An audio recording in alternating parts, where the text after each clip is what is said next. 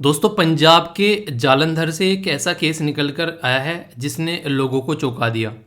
पूरी कहानी क्या है इसके पीछे की मैं आप लोगों को बताता हूँ। उसके बाद में फिर आप लोगों को बताऊँगा कि आखिर रियलिटी क्या है और किस तरीके से यहाँ पर इस पर्टिकुलर केस के पीछे के फैक्ट जो हैं वो आप लोगों के लिए इंपॉर्टेंट हो सकते हैं, वो भी हम लोग डिस्कस करेंगे। एक फैक्ट्री वर्कर सड़क पर चल रहा था पैदल। एक लंबी सी गाड़ी आती है और वो उसके पास में रुकती है। उसमें 4 लड़कियां होती हैं। उनकी एज जो है वो लगभग 20 से 23 के बीच की बताई जा रही है। वो आकर इसके पास में रुकती हैं और इससे एड्रेस पूछती हैं। एड्रेस जैसे ये बताता है उसी टाइम पर एक व्यक्ति क्या करती हैं, इनको कुछ सूंघाती हैं और जैसे ये अनकॉन्शियस हो जाते हैं तो फिर इनको गाड़ी में डालकर ले जाती हैं। कुछ देर बाद यहाँ पर इनकी आँख खुलती है तो पता चलता है कि इनके शरीर के ऊपर कोई कपड़ा नहीं है और इनके हाथ पैर जो हैं वो रस्सी से बांधे हुए थे। इस युवक के हिसाब से माने तो इसके द्वारा ये बताया जा रहा है कि लगभग 10 से 12 घंटे तक इसके साथ में छेड़खानी की गई और इसका रेप किया गया, यानी कि लड़कियों के द्वारा इसका रेप किया गया। और 10 से 12 घंटे के करीब में यहाँ पर ये जो इसके बाद में फिर इसको रात को लगभग 3 बजे सड़क पर छोड़ दिया गया। ये पुलिस में शिकायत दर्ज करने भी नहीं गया। एक तरीके से इतना लगा कि एक तरीके से ना शर्म आती है इंसान को कि ये मेरे साथ में क्या हो गया। नॉर्मली चाहे लड़का हो चाहे लड़की हो, अगर उसके साथ में कुछ गलत होता है तो पुलिस में जाने से इंसान कतराता है, क्योंकि जैसे ही पुलिस में जाएगा तो फिर वो खबर जो है बहुत लार्ज स्केल पर फैलेगी। तो यहाँ पर इसी के चलते ये भी पुलिस में यहाँ पर नहीं गया। पर लेकिन यहाँ पर इसने आरोप लगाया कि लड़कियों ने जो है मेरे साथ में रेप किया है, मेरे साथ में फिजिकल असोल्ट एक तरीके से यहाँ पर किया है इसके साथ में। तो ये बातें यहाँ पर बताई जा रही है।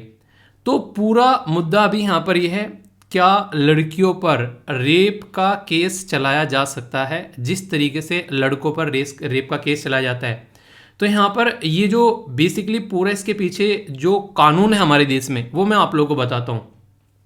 सबसे पहले हम लोग एनसीआरबी का डेटा देखते हैं, नेशनल क्राइम रिकॉर्ड ब्यूरो। वो क्या बोलती है? वो बोलती है कि हमारे देश में लगभग अगर मोटे मोटे तौर पर माना जाए तो हर दिन 77 यानी कि 77 के करीब रेप केस आते हैं जो कि महिलाओं के साथ में होते हैं। अभी यहाँ पर बात करें, ये जो इतने रेप केस आ रहे हैं यानी कि हर एक दिन में लगभग 80 के करीब महिलाओं के रेप होते हैं हमारे देश के अंदर। ये खुद गवर्नमेंट का डेटा है, ये वो डेटा है जो रिकॉर्ड में है। इतने कितने केस होंगे जो दर्ज नहीं होते हैं ये आप लोग खुद से अंदाजा लगा सकते हैं। इसके कई गुना केस आप लोगों को देखने को मिलेंगे। यानी कि रेप एक ऐसा क्राइम है जो कि 4th नंबर पर आता है अगेंस्ट वुमेन, जो कि इंडिया के अंदर देखने को मिलता है। इतनी ज़्यादा खतरनाक सिचुएशन यहाँ पर निकल कर आती है। इवन मैं आप लोगों को बताऊं, जब मैं पर्टिकुलर इस वीडियो का थंबनेल बना रहा था और मैंने कुछ फ़ोटो सर्च किए, एक पर्टिकुलर इतनी एक टाइटल डाल के कि एक मैन का रेप किया गया, इस तरह का एक टाइटल डाला मैंने, तो उसके रिलेटेड पिक्चर ही नहीं आ रही थी। सारी पिक्चर मैक्सिमम जो आ रही थी ना उसमें वो महिलाओं की रेप की आ रही थी। तो इससे अंदाज़ा लगा सकते हैं आप लोग ये कितना ज़्यादा खतरनाक सिचुएशन है खासकर महिलाओं के मामले में।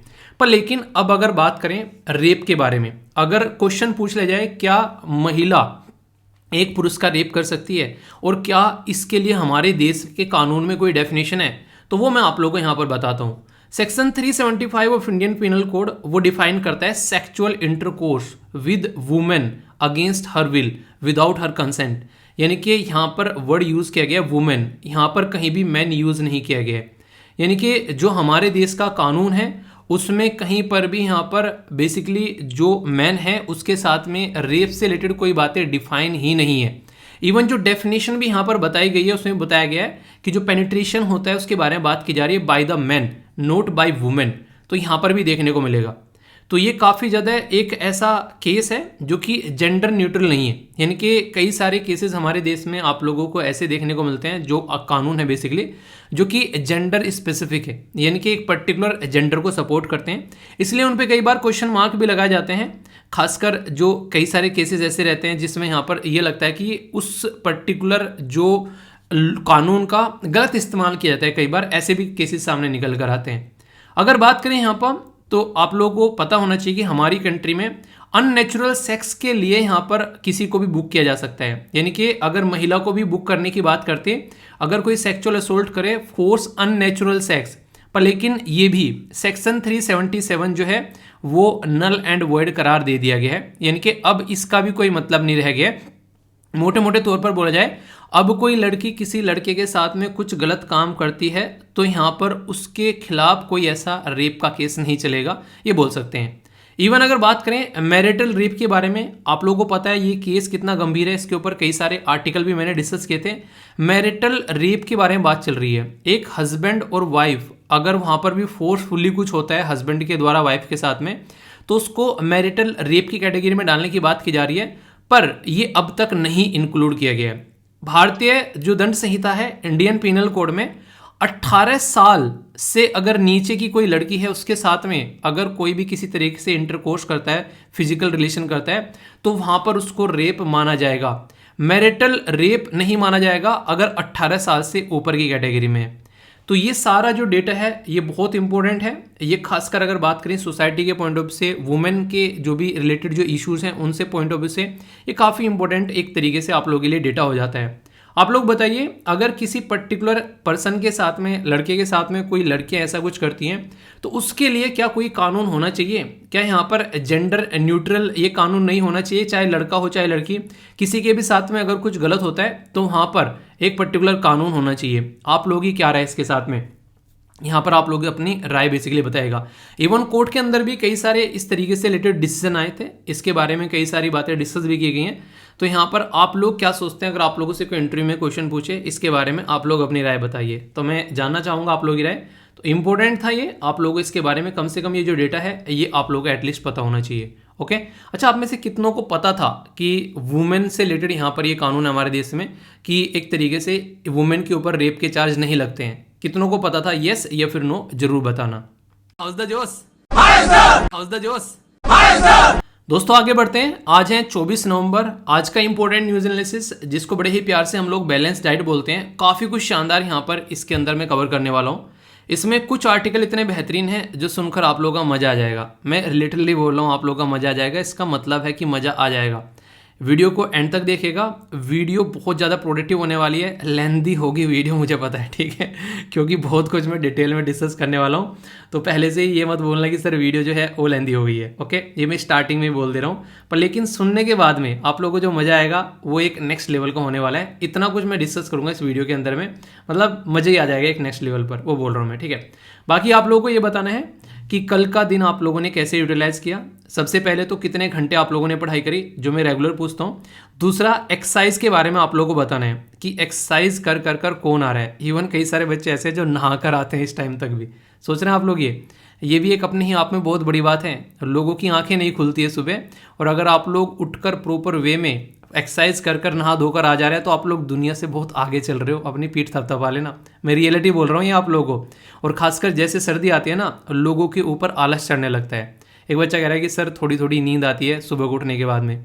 अगर आप लोगों को नींद आ रही है ना यार, ये रियलिटी बोलो आप लोगों को। आप लोग अपने टारगेट को, अपनी ज़िंदगी में अपने गोल को लेकर, अपनी लाइफ को लेकर आप लोग सीरियस ही नहीं हो यार।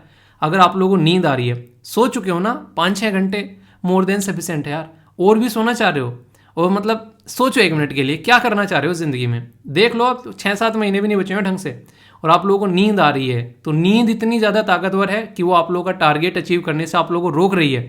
तो यार फिर तो भगवान भरोसे बात है, नेक्स्ट ईयर के लिए लग जाओ फिर, अभी तो नहीं होने वाला है। अगर इस टाइम पर भी आप लोगों को नींद आ रही है, रियलिटी बोल रहा हूँ, पोस्ट उतनी रहने वाली है, जो निकाल के लेकर ला जाएगा वो लेकर ही जाएगा। अगर जो ढीला पड़ेगा वो रेस में पीछे रह जाएगा।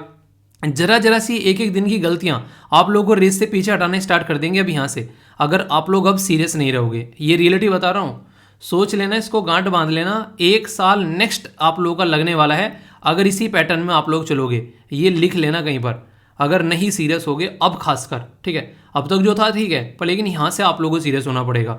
एक एक दिन का आप लोग आइडिया रखो, और फिर एटलीस्ट पूरा दिन का कैसा एनालिसिस रहा उसको एनालिसिस करो। दिन के एंड में प्लान बनाओ पूरे दिन का, और फिर दिन के एंड क्या, वीक के एंड में देखो कि आप लोगों का सप्ताह कैसा रहा। महीने के एंड में देखो आप लोगों का महीना कैसा रहा।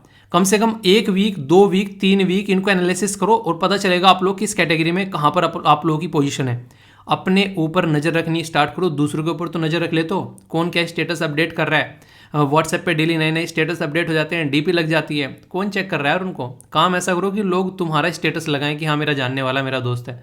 उसमें देखो कितना मज़ा आता है।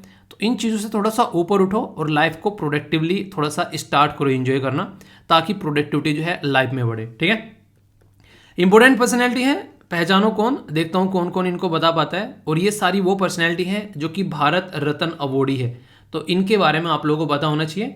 एक एक कर मैं सारे डिस्कस कर रहा हूँ, बहुत सारी आप लोगों की कवर कर चुका पर्सनैलिटी। अब ये नेक्स्ट पर्सनैलिटी है आप लोगों के सामने। आज ही के दिन यानी कि 24 नवंबर बहुत ही इंपॉर्टेंट डे है, जो कि गुरु तेग बहादुर मार्टरडम डे के रूप में हम लोग सेलिब्रेट करते हैं। यानी कि इस पर्टिकुलर डे को हम लोग शहादत दिवस के रूप में हम लोग याद करते हैं आज के दिन को।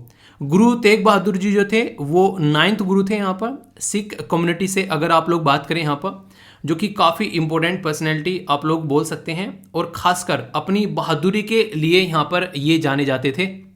औरंगजेब जो कि मुगल के छठे एम्परर थे, उनकी वजह से इनको शहादत जो है वो मिली थी यहाँ पर।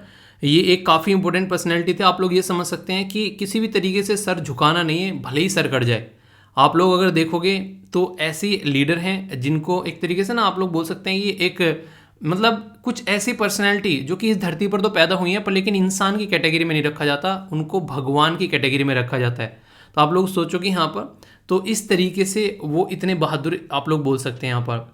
ऐसे ही मैं आप लोगों से डिस्कस करूंगा एक इंपॉर्टेंट पर्सनैलिटी जिनका नाम है लचित बोरफुकन, तो उनके बारे में आप लोगों से बात करूंगा। और वहाँ से तो इंपॉर्टेंट क्वेश्चन बन सकता है आप लोगों के लिए, बहुत ही ज़्यादा है। बाकी शानदार बहुत सारी चीज़ें एक एक कर हम लोग डिस्कस करेंगे। आप लोग फीडबैक जरूर दीजिएगा, लेक्चर कैसा लगता है। जैसा भी लगे लाइक या डिसलाइक कर आप लोग बता सकते हैं, या फिर आप लोग लेक्चर के जो बेसिकली डाउट हैं वो भी आप लोग पूछ सकते हैं। सारी पीडीएफ जो है वो आप लोगों को टेलीग्राम पर मिल जाती है, और डेली एक आर्टिकल भी पोस्ट किया जाता है टेलीग्राम पर। अगर आप लोग चाहते हैं अपनी वोकेबलरी को इंक्रीज़ करना या फिर अपनी जो रीडिंग स्किल है उसको बढ़ाना, जो कि सीसेट में बहुत ज़्यादा फ़ायदा पहुंचाएगी, तो एटलीस्ट एक आर्टिकल आप लोग रेगुलर पढ़ा कीजिए। और डेली एक आर्टिकल आप लोगों का टेलीग्राम पर पोस्ट किया जाता है, तो आप लोग उसको भी पढ़ सकते हैं डेली। पीडीएफ वगैरह भी आप लोगों को यहाँ पर मिल जाती है, और भी बहुत सारी एक्स्ट्रा चीज़ें आप लोगों को मिल जाती हैं। तो इसको आप लोग जरूर ज्वाइन कर लीजिए, फ्री ऑफ कॉस्ट है, कुछ भी पे नहीं करना है, आप लोग बस अपनी पढ़ाई इंजॉय कर सकते हैं। ओके दोस्तों, आज के हमारे एसएलवी कमांडो हैं, उनका नाम है हरगुन। आप लोग इनके आंसर पढ़ा करो। जो भी मैं क्वेश्चन पूछता हूँ किसी चीज़ को एक्सप्लेन करने के लिए, बड़े ही शानदार तरीके से इनके द्वारा उसका एक्सप्लेनेशन दिया जाता है, और एक वो भी सिस्टमेटिक वे में। आप लोगों को इसके अंदर सेंस देखने को मिलेगी कि इंसान किसी चीज़ को कैसे एक्सप्लेन करता है। मतलब जैसे इंटरव्यू में भी आंसर देना होता है ना, तो काफ़ी अच्छे से इनका एक्सप्लेनेशन रहता है। इसलिए कहता हूँ कि जब भी आप लोग डिस्कशन देखते हैं तो आप लोग एक दूसरे से काफ़ी कुछ सीख सकते हैं। बहुत सारे बच्चे बहुत सिस्टमेटिक वे में अपना आंसर दे रहे हैं, बहुत सारे बच्चे अपना शेड्यूल जो है वो पोस्ट कर रहे हैं। मैंने बोला ना कि बहुत सारे बच्चों के नाम याद हो गए हैं मुझे, तो वो इसलिए हो रहे हैं क्योंकि वो रेगुलरली प्रॉपर वे में अपना आंसर दे रहे हैं। भले ही मैं उनको लाइक ना करूँ, पर मैं जब गो थ्रू होता हूँ कमेंट के अंदर से, तो बहुत सारे ऐसे रेगुलर बच्चे हैं जो कॉन्टिन्यूसली बिना एक भी दिन रुके हुए अपना प्रॉपर आंसर दे रहे हैं। तो आप लोग भी उस कैटेगरी में आइए, इससे आप लोग और अच्छे डिसिप्लिन में अपना काम कर पाएंगे, और अच्छे से आप लोग अपने आप को निहार पाएंगे। तो ये काम आप लोग जरूर कीजिए, और फिर अपनी लाइफ में आप लोग इंप्रूवमेंट देखेगा, कितना शानदार इंप्रूवमेंट निकल के आता है। तो रेगुलर पार्टिसिपेट करो यार। एक दिन में कोई भी महल नहीं बनाता है, एक दिन में आप लोग झोपड़ी बना सकते हो, बस महल बनाना है तो उसमें टाइम लगेगा, आप लोगों को लगकर आप लोगों को मेहनत करनी पड़ेगी। तो इसलिए अच्छी मुकाम पर पहुंचने में टाइम लगता है, तो इसलिए उस चीज़ को उसके लिए 2 टाइम को जो उसकी रिक्वायरमेंट है उसमें से कटौती नहीं करनी है। कटौती कहीं और कर लो जहाँ टाइम वेस्ट होता है। ओके दोस्तों, मुगल साम्राज्य इतना बड़ा साम्राज्य था कि कोई उनके सामने आंखें उठाने की जरूरत नहीं किया करता था, पर लेकिन उस इतने बड़े साम्राज्य को 17 बार हराने वाला एक ट्राइबल किंगडम आप लोग बोल सकते हैं, जिसके द्वारा 17 बार हराया गया। गूगल पर जाकर सर्च करना हु डिफीटेड मुगल्स 17 टाइम्स। भाई साहब ग्रहण लगा दिया मुगल्स की ज़िंदगी में। ये अहोम किंगडम आप लोगों को देखने को मिलेगा। यानी कि जो मैं आप लोगों से आज डिस्कस करने वाला हूँ वो अपने ही आप में आप लोगों को एक तरीके से अंदर से मोटिवेशन देगा कि ज़िंदगी में टारगेट चाहे कितना भी बड़ा क्यों ना हो, अगर आप लोगों के हौसले बुलंद है तो आप लोगों को कोई हरा नहीं सकता। तो काफ़ी इंपॉर्टेंट टॉपिक है, और यहाँ पर हम लोग बात करेंगे 400वीं यानी कि यहाँ पर 400th birth anniversary Ahom kingdom के जो हीरो थे, जिनका नाम है लचित बोरफुकन। इनका नाम आप लोगों ने पहले भी सुना होगा, अगर मेरे साथ में आप लोग कनेक्टेड हैं थोड़े से लंबे समय से, तो मैंने पहले भी इनके बारे में आप लोगों से डिस्कस किया था। ऑल इंडिया रेडियो की ये न्यूज़ मैंने डिस्कस की थी, उस टाइम पर हम लोगों ने बात की थी, और हमारे देश के प्रेसिडेंट थे रामनाथ कोविंद जी। उनके द्वारा एक साल लंबा सेलिब्रेशन स्टार्ट किया गया था, क्योंकि 400वीं बर्थ एनिवर्सरी हम लोग यहाँ पर सेलिब्रेट करने जा रहे थे। तो उसी के बारे में आज ये न्यूज़ है आप लोगों की, जो कि काफ़ी इंपॉर्टेंट है और जहाँ से क्वेश्चन भी आप लोगों के एग्जाम में बन सकते हैं। क्योंकि मैंने अक्सर बताया आप लोगों को कि 100वीं 200वीं 150वीं या 300वीं 400वीं अगर किसी की बर्थ एनिवर्सरी इस तरीके से हम लोग सेलिब्रेट करते हैं तो वो अक्सर फेवरेट एरिया बन जाता है यूपीएससी का भी। तो ये काफ़ी इंपॉर्टेंट टॉपिक आप लोगों के लिए हो सकता है, और ऊपर से ट्राइबल कम्युनिटी से रिलेटेड अगर कोई चीज़ें निकल कर आ रही हैं तो वो और भी ज़्यादा इंपॉर्टेंट हो जाती है। बात किस पर्टिकुलर एरिया के बारे में की जा रही है वो भी मैं डिस्कस करूंगा, और ये जो टॉपिक है जीएस पेपर 1 हिस्ट्री के साथ में आप लोग इसको कनेक्ट कर सकते हैं। ये अगर बात की जाए यहाँ पर 400वीं जो बर्थ एनिवर्सरी है, ये आप लोगों को आसाम से निकल कर आए एक हीरो, जिसके बारे में आज की डेट में आप लोग ये बोल सकते हैं कि पूरा देश इनके बारे में जानता है। तो 23 से लेकर 25 तक प्राइम मिनिस्टर मोदी जी जो हैं वो भी अटेंड करेंगे यहाँ पर फंक्शन। एक काफ़ी शानदार तरीका ये फंक्शन यहाँ पर होने वाला है। सबसे बड़ी जो बात मुझे लगी, आप लोग अक्सर ना हार जाते हैं, हारने के बाद में लगता है कि ज़िंदगी बस बर्बाद हो गई, और फिर आप लोग गाना गाते हैं ज़िंदगी बर्बाद हो गई, मुझे कुछ आता ही नहीं है मुझसे ये होता ही नहीं है। लेकिन अगर इनके बारे में मैं आप लोगों से बात करूं, सबसे पहले तो एक पर्टिकुलर लड़ाई के बारे में आप लोगों से बताऊंगा। पर 24 नवंबर ये 1622 में इनका जन्म हुआ था। इसे हम लोग लचित दे के यानी कि दिवस के नाम से भी हम लोग जानते हैं। तो एक तो ये इंपॉर्टेंट जो है आप लोग यहाँ पर जो फैक्ट याद रखेगा। दूसरा जो सबसे इंटरेस्टिंग चीज जिसके बारे में आप लोग याद रखेगा, आप लोगों ने सबने बैटल ऑफ सराय घाट के बारे में सुना होगा, पर लेकिन बैटल ऑफ सराय घाट से भी पहले एक बैटल है जिसका नाम आप लोग याद रखिएगा। वो अक्सर जो है कई बार कवर नहीं किया जाता है, वो है बैटल ऑफ अलाबाई, ठीक है, ALA, ठीक है, BOI। तो ये है बैटल ऑफ अलाबोई। ये जो बैटल थी, ये बैटल आप लोगों को जो देखने को मिली थी मुगल जो एम्परर उसी के साथ में जो अहोम किंगडम के बीच में। इस लड़ाई में क्या होता, बेसिकली ये जो किंगडम है वो हार गया था, पर लेकिन उनके बाद में यानी कि इस लड़ाई के बाद में फिर से इन्होंने अपने आप को तैयार किया, और जस्ट यहाँ पर कुछ टाइम के बाद में इन्होंने फिर से अपने हथियार उठाए और फिर यहाँ पर लड़ी गई बैटल ऑफ सराय घाट, जिसमें इन्होंने पटक पटक कर जो है मुगलों की सेना को मारा यहाँ पर। तो यानी कि अगर आप लोग हार जाओ किसी रीजन की वजह से, कोई दिक्कत की वजह से, तो 2 कदम पीछे रखो और फिर से शेर की तरह छलांग मार के आगे आओ। तो ये होता है, इसको कहते हैं असलियत में लीडर, ठीक है। तो आर्मी जनरल थे यहाँ पर होम किंगडम के, तो यहाँ पर काफ़ी ग्रेट मिलिट्री एक हीरो आप लोग बोल सकते हो। गोरिल्ला वॉरफेयर के लिए यहाँ पर ये काफ़ी फेमस थे। सबसे बड़ी बात जो गोरिल्ला वॉरफेयर के बारे में ये होती है, जब सामने कोई ताकतवर इंसान हो तो उसके सामने जाकर लड़ाई करना कोई बुद्धिमती नहीं होती है। छुप छुप कर मारो और जाकर छुप जाओ, ये तरीका होता है अगर किसी बड़े इंसान को मारना हो। तो ये इस तरीके से यहाँ पर बेसिकली फॉलो किया जाता है। तो इस पर्टिकुलर जो पैटर्न में लड़ाई के इन्होंने बहुत ही शानदार परफॉर्मेंस यहाँ पर निभाई, और उसमें मुगल फोर्सेस को उन्हें कहते हैं कि लोहे के चने चबाने के लिए मजबूर कर दिया। हालांकि ये पर्टिकुलर जो लड़ाई है इसके कुछ ही बाद में 25 अप्रैल ये 1672 में जो है इनकी डेथ हो गई। तो यहाँ पर जो काफ़ी इंपॉर्टेंट बात है यहाँ पर कि नॉर्थ ईस्ट से निकल कर आए हैं ये लीडर, जिनके बारे में मैं आप लोगों को बढ़ा रहा हूँ, और इनके नाम पर एक अवार्ड दिया जाता है नेशनल डिफेंस एकेडमी यानी कि NDA के अंदर में। ये काफ़ी इंपॉर्टेंट है यहाँ पर, उसको आप लोग लचित बोरफुकन गोल्ड मेडल के नाम से जानते हैं। यानी कि इतनी बहादुर एक तरीके से इनकी जो लीडरशिप थी कि इनके नाम से अवार्ड तक हमारे देश में दिया जा रहा है NDA के अंदर में। तो यहाँ से एक अंदाजा आप लोग लगा सकते हैं कि कितने शानदार तरीके से जो है इन्होंने अपना रोल प्ले किया होगा कि इनके नाम से हम लोग अवार्ड तक दे रहे हैं। तो ये है काफ़ी एक इंपॉर्टेंट जो फैक्ट जो कि आप लोगों से क्वेश्चन भी पूछा जा सकता है। इतना इंपॉर्टेंट ये किंगडम हो गया है इस लीडर की वजह से। तो यहाँ से बैकग्राउंड में क्वेश्चन आप लोगों से पूछा जाए तो हल्का सा आइडिया आप लोग रख सकते हैं अहोम किंगडम के बारे में। ये जो किंगडम है इसकी स्थापना ये 1228 में इसकी स्थापना की गई, और ये ब्रह्मपुत्रा वैली वाला जो रीजन है वहाँ पर आप लोगों को देखने को मिलेगा। ये पर्टिकुलर आप लोग देखते हैं ब्रह्मपुत्रा रिवर, और यहाँ पर अहोम किंगडम आप लोगों को यहाँ पर देखने को मिलता है। तो ये पर्टिकुलर आप लोग रिवर भी यहाँ पर याद रखिएगा, इसकी वजह से क्वेश्चन पूछा जा सकता है। फर्स्ट जो किंग थे इनका नाम था, जो किंग थे यहाँ पर चालुंग सुकपा, ठीक है। तो चालुंग सुकपा जो थे यहाँ पर ये फाउंडर थे इस पर्टिकुलर डायनेस्टी के। अगर बात करें मुगल के साथ में जो इनकी झड़प थी, यानी कि मुगल के साथ में जो इनकी रस्साकसी थी, वो 1615 में स्टार्ट हो गई थी। कई सारे कॉन्फ्लिक्ट यहाँ पर हुए, पर लेकिन 1615 से स्टार्ट हो गया और फिर ये लंबे समय तक चला। मुगल अहोम कॉन्फ्लिक्ट जो है ये माना जाता है कि 1615 से स्टार्ट हुआ और फिर बाद में यहाँ पर ये लचित जो बोरफुकन है उन तक ये सारी चीज़ें आप लोग देख सकते हैं चलती रही।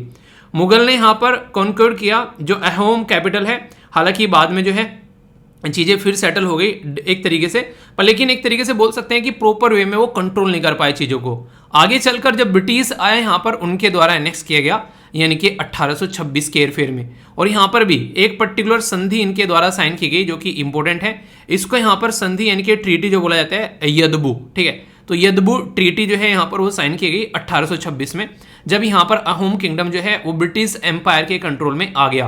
यानी कि 17 बार मुगल को हराने के बाद भी उसके प्रॉपर कंट्रोल में नहीं आया ये पर्टिकुलर एरिया।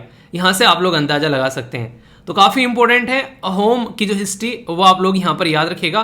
तो अहोम किंगडम के बारे में एक थोड़ा सा आइडिया आप लोगों को रहेगा, तो एग्जाम में क्वेश्चन गलत आप लोग नहीं करोगे।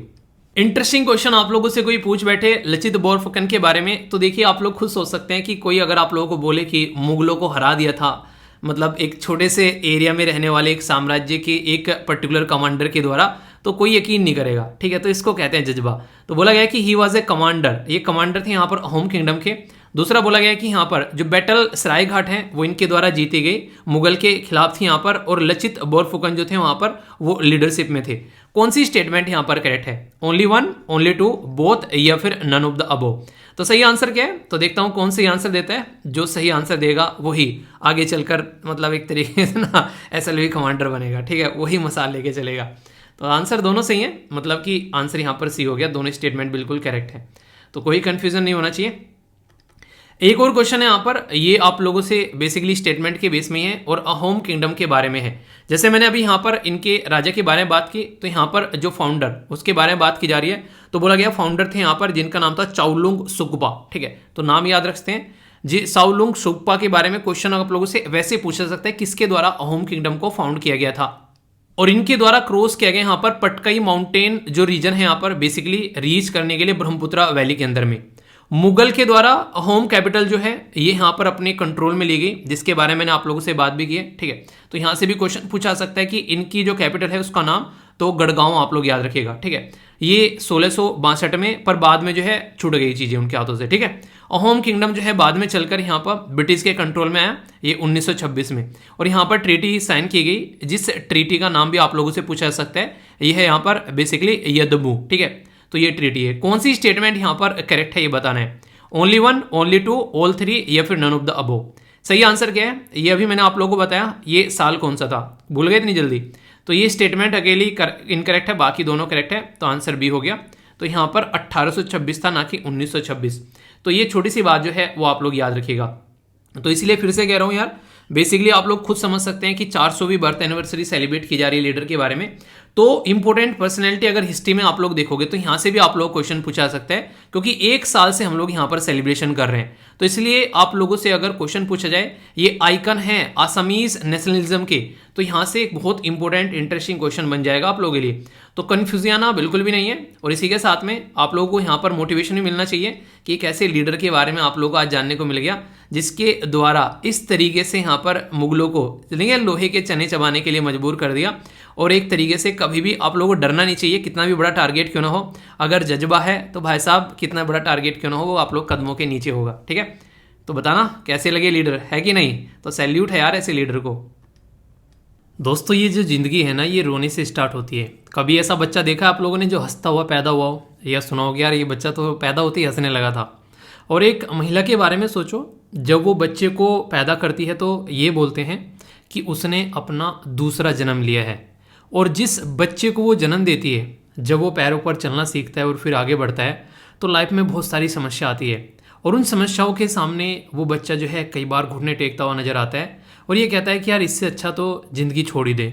जब भी आप लोगों को ये लगे ना कि सुसाइड करने का मन कर रहा है, 1 मिनट को ये सोचो कि फाइनल रिजल्ट क्या होगा उस सुसाइड का। दुनिया में से चले जाएंगे, कुछ दिनों के लिए लोग याद रखेंगे, उसके बाद में सब भूल जाएंगे, फिर बीच बीच में कभी कभी घर वाले याद कर लिया करेंगे और अस्तित्व खत्म। क्या यही रिजल्ट आप लोग चाहते हैं? और अगर लग रहा है कि ये बहुत अच्छा रिजल्ट है तो यार ट्राई करके देख लो, फिर क्या जा रहा है, अगर लग रहा है कि ये चीज़ अच्छी लग रही है। In reality suicide is not the solution of any problem on this planet. यानी कि इस धरती के ऊपर सुसाइड, आत्महत्या, एक तरीके से जो आप लोग के बारे में बात करते हैं, कई बार मेल आते हैं, मैसेज आते हैं, वो किसी चीज़ का सोल्यूशन नहीं है। और गवर्नमेंट भी यहाँ पर इतनी ज़्यादा फ्रस्ट्रेट हो गई इस चीज़ को लेकर, वो भी यहाँ पर कि सुसाइड को कैसे रोकना है, यानी कि सुसाइड प्रिवेंशन पॉलिसी लेकर आ रही है, और देश में पहली बार ऐसी पॉलिसी लेकर आई जा रही है। रीज़न होगा कुछ, ऐसा तो नहीं कि गवर्नमेंट को मन किया कि हाँ चल ऐसा कुछ कर देते हैं, क्योंकि आप लोगों को पता है जब समस्या बहुत ज़्यादा बढ़ जाती है गवर्नमेंट तभी चलकर कोई स्टेप उठाती है।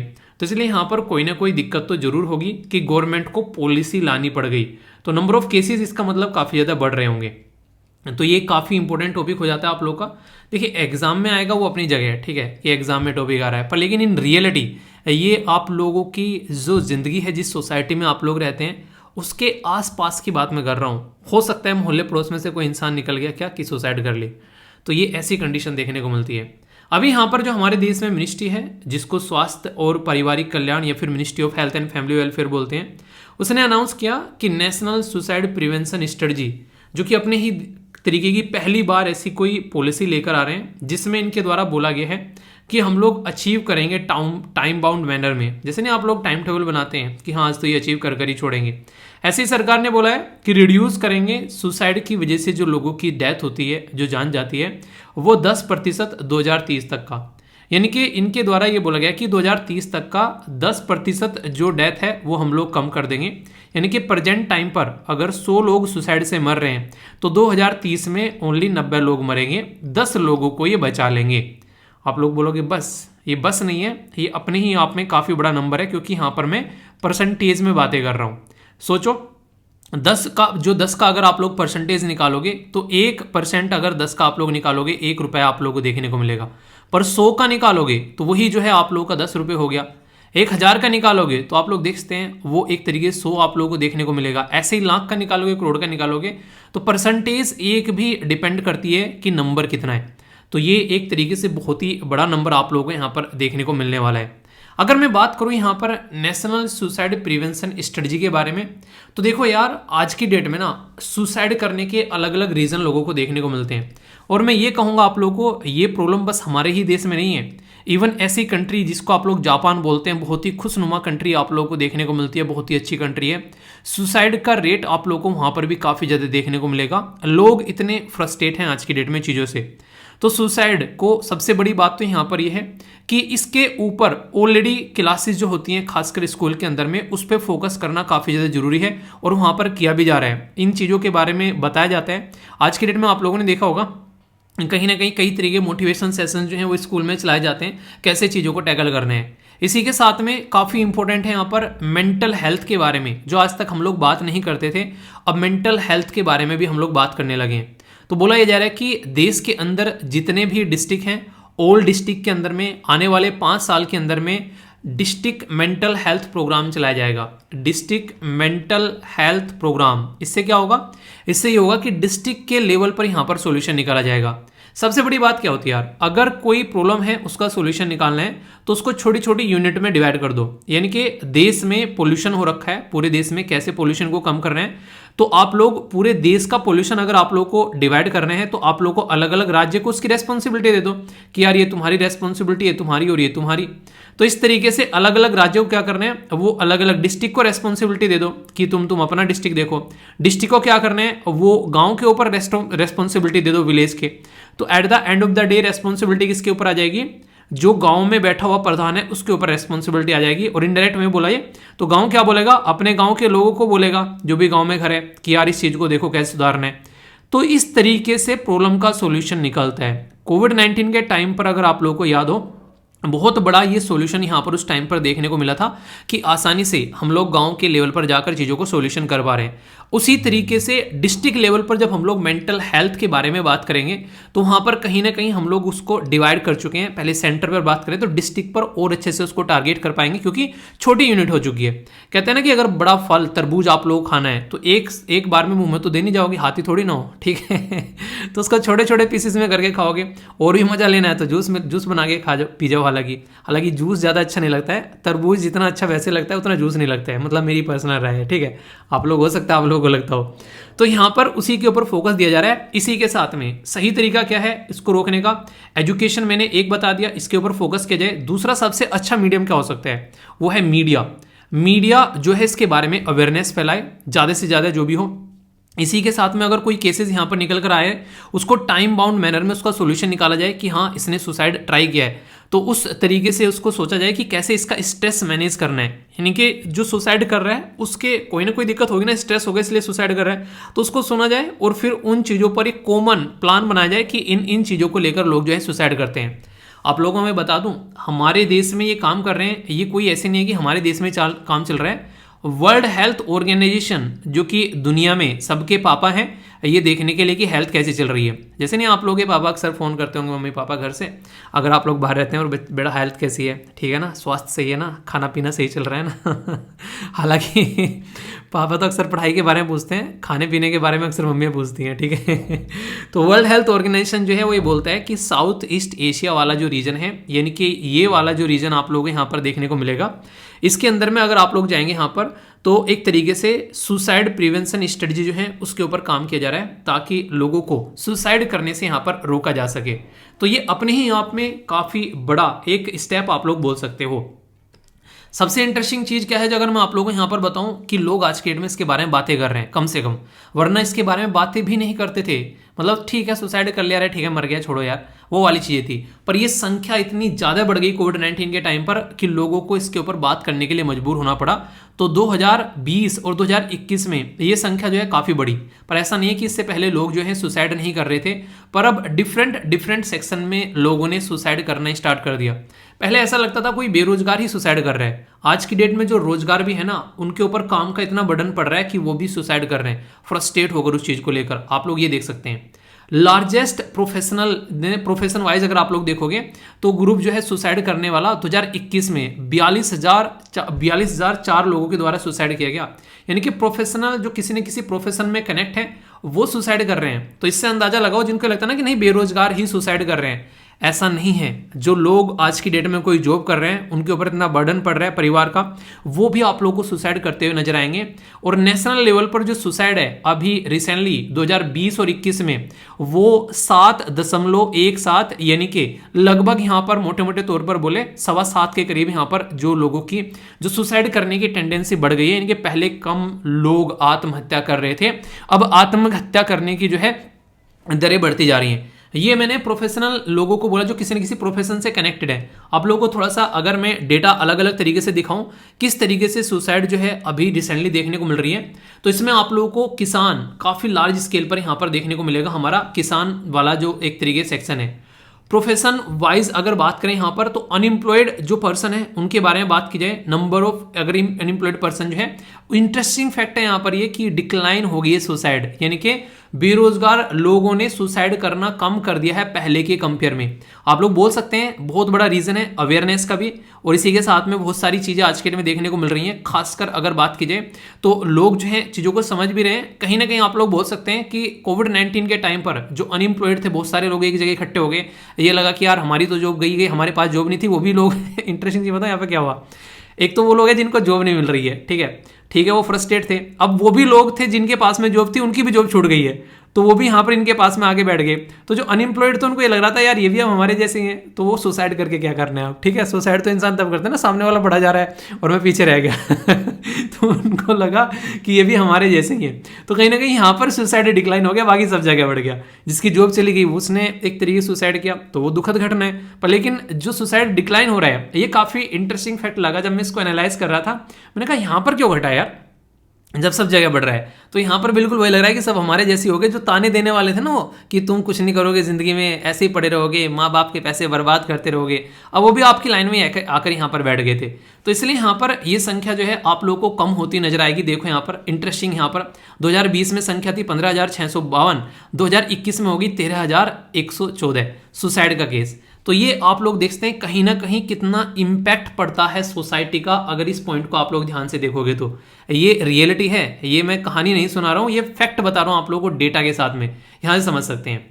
रीजन सुसाइड के 33% जो लोग हैं यहाँ पर वो फैमिली प्रॉब्लम की वजह से सुसाइड करते हैं, ठीक है। Other than marriage related problem तो एक होगी, और भी बहुत सारी आप लोगों को यहाँ पर फैमिली के अंदर प्रॉब्लम देखने को मिलती है। दुनिया भर की प्रॉब्लम है फैमिली में, अगर मैं गिनाने बैठूंगा तो पेज भर सकता है यहाँ पर। अगर आप लोग खुद भी अपने आसपास में देखोगे कि अगर एक परिवार में आप लोग रहते हैं तो क्या क्या दिक्कत देखने को मिलती है। मैरिज रिलेटेड प्रॉब्लम की वजह से 4.8 लोग यहाँ पर सुसाइड करते हैं ओनली, ठीक है। और कुछ लोग ऐसे हैं जिनको ऐसी बीमारी हो गई है जो कि एक तरीके से टर्मिनल डिजीज, यानी कि एक तरीके से वो बीमारी जो है वो लगी नहीं रहा है कि ठीक होगी चलती रहेगी, उससे भी फ्रस्ट्रेट होकर लोग जो हैं वो सुसाइड करते हैं आज की डेट में। अब जब यहाँ पे मैं आप लोगों से बात करूंगा, ये भी थोड़ा सा आप लोगों को क्लैरिटी देगा कि अक्सर सुसाइड करने वाले एरिया के बारे में जब हम लोग बात करते हैं तो महाराष्ट्र जो कि हमारे देश में एक ऐसा राज्य है जहां पर सबसे ज़्यादा ग्लैमरस इंडस्ट्री आप लोगों को देखने को मिलेगी। देश में सबसे ज़्यादा सुसाइड यहाँ से होती हैं महाराष्ट्र से। सोचो, महाराष्ट्र लोग सुनते हैं महाराष्ट्र, मुंबई, वाह यार सारे हीरो हीरोइन वहीं पर हैं, वाह क्या ज़िंदगी जी रहे हैं, सबसे ज़्यादा सुसाइड वहाँ पर हो रही है, ठीक है। इसी के साथ में यहाँ पर दूसरे नंबर पर आप लोगों को तमिलनाडु देखने को मिलेगा, जो अपने ही आप में काफ़ी हब माना जाता है हर एक तरीके की एक्टिविटीज़ का। तीसरे नंबर पर आप लोगों को यहाँ पर मध्य प्रदेश देखने को मिलेगा। अब मध्य प्रदेश क्यों है ये थोड़ा सा आप लोगों को मतलब समझ में नहीं आया, मुझे इसके बारे में कुछ खुल के ज़्यादा डेटा नहीं था। तो यहाँ पर 3 अगर आप लोग बात करें, ये पर्टिकुलर इस तरीके से अगर आप लोग देखेंगे तो ये है वी बन रहा है यहाँ पर, ठीक है। तो ये लड़ते लड़ते जो हैं ऐसे एरिया हैं जो हार गए और फिर उन्होंने क्या किया, अपना सुसाइड कर लिया। दिल्ली सबसे, ये तो मैं सोच रहा था जब मैं यहाँ पर देख रहा था कि महाराष्ट्र टॉपर है तो मुझे लगा कि दिल्ली उधर यूनियन टेरिटरी में टॉपर मिलेगा, और ऐसे ही था। दिल्ली यूनियन टेरिटरी पर टॉप पे था क्योंकि वहाँ पे सबसे ज़्यादा लोग रह रहे हैं आज के डेट में, सबसे ज़्यादा रोजगार बेरोजगार लोग आप लोगों को देखने को मिलेंगे, सबसे ज़्यादा क्राइम रेट भी मैक्सिमम आप लोगों को वहीं पर ही नजर आएगा। बहुत सारे लोग फ्रस्ट्रेट जिंदगी जी रहे हैं, तो वहाँ पर हाईएस्ट नंबर ऑफ लोगों ने जो है वहाँ पर सुसाइड किया। तो बड़े बड़े रीजन में आप लोग यहाँ पर देख सकते हैं। थोड़ा सा मैं आप लोगों को डेटा बताऊं अगर डिवाइड कर तो आप लोग इसको और अच्छे से कनेक्ट कर पाओगे कि किन किन एरिया में क्या क्या किस तरीके से लोग सुसाइड कर रहे हैं। तो यहाँ पर जो परसेंटेज शेयर इन टोटल जो सुसाइड देखने को मिला वो है, और इंक्रीज जो यहाँ पर हुआ उसके बारे में बात की जा रही है 2021 में। तो जैसे कि अगर बात करें जो अलग अलग तरीके से जो प्रोफेशनल, अगर ये वाली कैटेगरी आप लोग देखोगे इस ये कौन कौन सी है वो आप लोगों को दिखा रहा है 2020 और 21 की, और फिर यहाँ पर ऐसे है, ठीक है। तो डेली वेज वर्कर ये यहाँ पर सुसाइड करते हैं लगभग 37,000, ठीक है। इनकी संख्या जो बढ़कर 42,000 हो गई है, क्यों? क्योंकि लॉकडाउन की वजह से कहानी जो है खस्ता हो गई, ठीक है। अदर पर्सन हाउसवाइफ जो है उनकी सुसाइड की संख्या बढ़ गई, रीजन आप लोग खुद ही देख सकते हैं कोविड-19 के टाइम पर क्या बर्डन हुआ। तो इंक्रीज जो यहाँ पर 3% का देखने को मिला, ऊपर वाले में 14% का, उससे ऊपर वाले में आप लोगों को देखने को मिलेगा ये लगभग 11% का। नेक्स्ट यहाँ पर बात की जा रही है, ये काफी खतरनाक था और सबसे ज्यादा इंप्रूवमेंट, सबसे ज्यादा यहाँ पर ही आप लोगों को इंक्रीज देखने को मिला। 17% लोगों ने 17,000 लोगों ने सुसाइड किया था 20 में, 22 में 20,000 के करीब हो गए, और ये वो लोग हैं जो सेल्फ एम्प्लॉयड पर्सन थे। क्यों? क्योंकि कोविड-19 के टाइम पर लोगों के काम धंधे जो थे वो बिल्कुल चौपट हो गए थे, इसलिए ये संख्या सबसे ज्यादा देखने को मिलेगी। प्रोफेशनल और सैलरी वाले पर्सन जो थे यहाँ पर उसमें लगभग 7% का इंक्रीमेंट देखने को मिलेगा। ये देखो, अनएम्प्लॉयड पर्सन जो पहले 15,000 डेथ थी यहाँ पर 13,000 हो गए, यानी कि 12% का डिक्रीज हो गया यहाँ पर, ओनली ये नेगेटिव में है। ये इसके ऊपर स्टार लगा लेना, अगर क्वेश्चन देके एग्जामिनर पूछेगा तो डायरेक्ट सबसे पहले यही ऑप्शन देगा, और तुम अब सबको लगेगा कि यार जो सबसे ज्यादा तो सुसाइड वही कर रहे होंगे, क्योंकि हाँ एक तरीके से ना इंसान के दिमाग में आता है सुसाइड कर ले, कुछ नहीं मिल रहा है, तो एक तरीके से वो वाली कंडीशन है यहाँ पर। स्टूडेंट के मामले में अगर बात की जाए यहाँ पर आप लोग देखते हैं यहाँ पर जो है 12 से लेके 13, तो ये 8 यहाँ पर आप लोगों को देखने को मिल रहा है, तो इसमें 4% का है। इसी के साथ में पर्सन इंगेज इन फार्मिंग, ये यहाँ पर 1% का इंक्रीमेंट है। रिटायर्ड पर्सन ये भी फ्रस्ट्रेट हुए काफी घर पे लेटे लेटे, लगभग 4% का है। टोटल सुसाइड अगर आप लोग देखोगे तो ये 2020 की है और ये है 2021 की। टोटल सुसाइड में लगभग 7% की बढ़ोतरी हुई है देश के अंदर में, अगर डेटा को आप लोग निकालोगे। तो सुसाइड के बारे में ये जो इतनी अच्छी एक डिटेल इंफॉर्मेशन आप लोगों के सामने आ रही है निकलकर, जिससे आप लोग चीज़ों को अंडरस्टैंड कर पाओ कि यार ऐसी कंडीशन क्यों देखने को मिल रही है। ये महान काम करता कौन है? ये महान काम करता है नेशनल क्राइम रिकॉर्ड ब्यूरो। तो इंपॉर्टेंट ऑर्गेनाइजेशन है, इसके बारे में आप लोगों को पता होना चाहिए। क्यों? क्योंकि बहुत सारी चीज़ों के बारे में ये आप लोगों को बताता है, जैसे कि ये आप लोगों को बताएगा क्राइम इन इंडिया, किसकी वजह से वुमेन और बच्चों के खिलाफ क्या क्राइम आ रहे हैं। ये 3 रिपोर्ट इसकी परमानेंट रिपोर्ट है, इंपॉर्टेंट एनुअल रिपोर्ट है, हर साल आती है। एक्सीडेंटल डेथ एंड सुसाइड, ये देखें यहाँ पर इन इंडिया, ये बताते हैं यहाँ पर एक्सीडेंट की वजह से कितने लोगों की डेथ हो रही है, और जो जेल है हमारे देश में अलग अलग राज्य के अंदर में, उनमें लोगों की कैसी खस्ता हालत हो रखी है, उसके बारे में भी जो डेटा है ये आप लोगों को एनसीआरबी यानी कि national crime of record bureau ही बताता है। तो यहां से क्या समझ में आया, यहां से सीधा सीधा समझ में आता है कि एनसीआरबी जो है वो इन सब चीजों के ऊपर ध्यान रखता है कि कहां कहां पर क्या क्या कंडीशन हो रही है। आखिर एनसीआरबी ये काम करता है किस लिए? एनसीआरबी को ये काम दिया जाता है क्योंकि इसके पीछे रीजन है, अगर पता चलेगा यहां पर कि किन लोगों ने कोई क्राइम किया है, किन लोगों ने सुसाइड किया है, तो एक डेटा रहेगा सेंटर के पास भी और स्टेट के पास भी, और वो उसके ऊपर पॉलिसी वगैरह बना सकते हैं। उस रीजन में जहां क्राइम हो रहे हैं वहां पर सिक्योरिटी वगैरह बढ़ा सकते हैं। इसी के साथ में रियल टाइम इंफॉर्मेशन अगर यहां पर होगी तो पुलिस स्टेशन के अंदर और डिस्ट्रिक्ट के अंदर, स्टेट के अंदर में चीजों को ठीक किया जा सकता है, इन्वेस्टिगेशन को आसान बनाया जा सकता है, और इसी के साथ में जो सर्विस डिलीवरी को इंप्रूव किया जा सकता है अगर उस एरिया में कोई दिक्कत हो। द हिंदू न्यूज़पेपर एक ऐसा इंपॉर्टेंट न्यूज़पेपर है, इस फील्ड में उसको अवार्ड मिले हैं। क्यों? सुसाइड प्रिवेंशन प्रोग्राम में बहुत ज्यादा अवेयरनेस फैलाता है। जहां भी कभी सुसाइड हो जाती है, अक्सर आप लोगों ने देखा होगा उस आर्टिकल के नीचे द हिंदू जो है वो नंबर छाप देता है कि यहां पर कॉन्टैक्ट करो ताकि सुसाइड से लोगों को बचाया जा सके। ये काफी इंपॉर्टेंट लगता है मुझे द हिंदू का, अक्सर मैंने आप लोगों को कई बार इसके बारे में बताया भी है, तो ये इसके बारे में याद रखिएगा। तो नेशनल क्राइम रिकॉर्ड ब्यूरो जो ये पर्टिकुलर ऑर्गेनाइजेशन है, ये इन सब चीज़ों के बारे में बताती है। ये इसके बारे में कुछ बेसिक इन्फॉर्मेशन यहाँ पर आप लोगों के सामने है।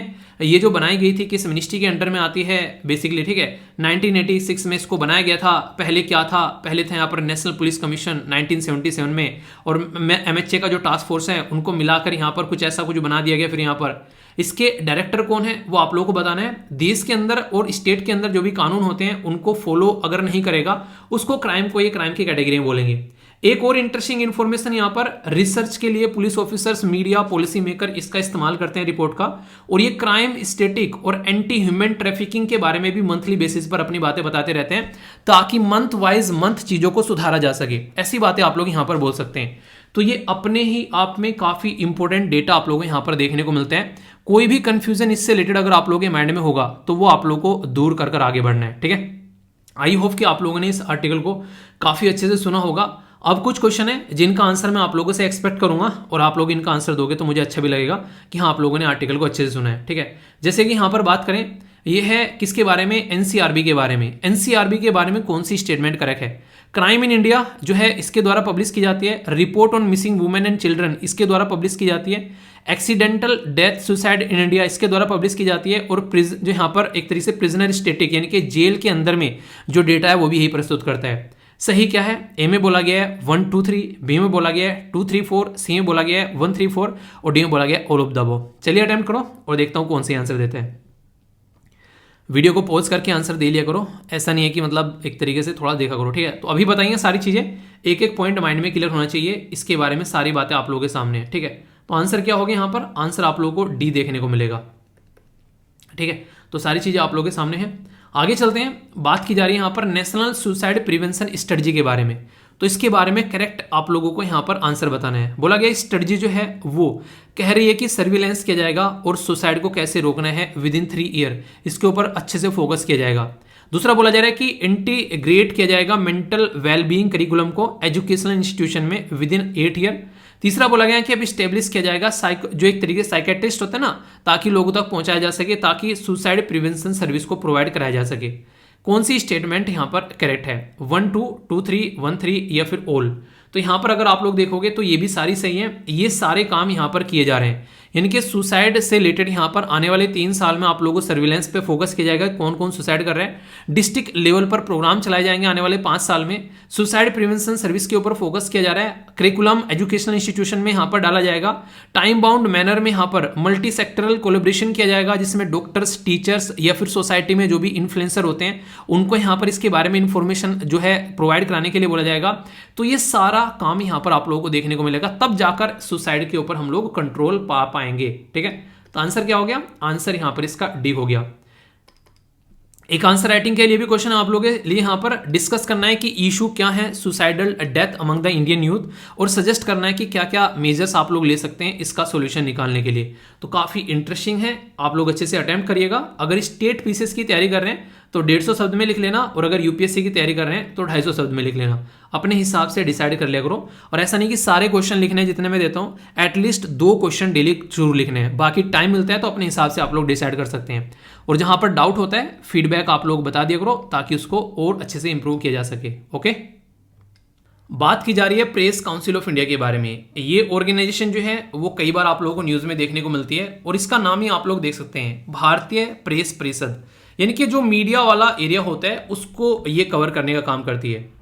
इंटरेस्टिंग चीज़ यहाँ पर यह है, हमारे संविधान में कहीं भी डायरेक्ट नहीं लिखा है फ्रीडम ऑफ प्रेस के बारे में। ये आप लोग याद रखिएगा, ये क्वेश्चन कई बार पूछा जाता है, फ्रीडम ऑफ प्रेस का जो पावर है वो कहाँ से निकल कर आता है। जब संविधान के अंदर आप लोग जाकर झांकोगे पार्ट 3 के अंदर में, इसमें आर्टिकल 12 से आर्टिकल 35 आप लोगों को देखने को मिलते हैं। तो इसमें काफ़ी इंटरेस्टिंग और इंपॉर्टेंट आर्टिकल है 19।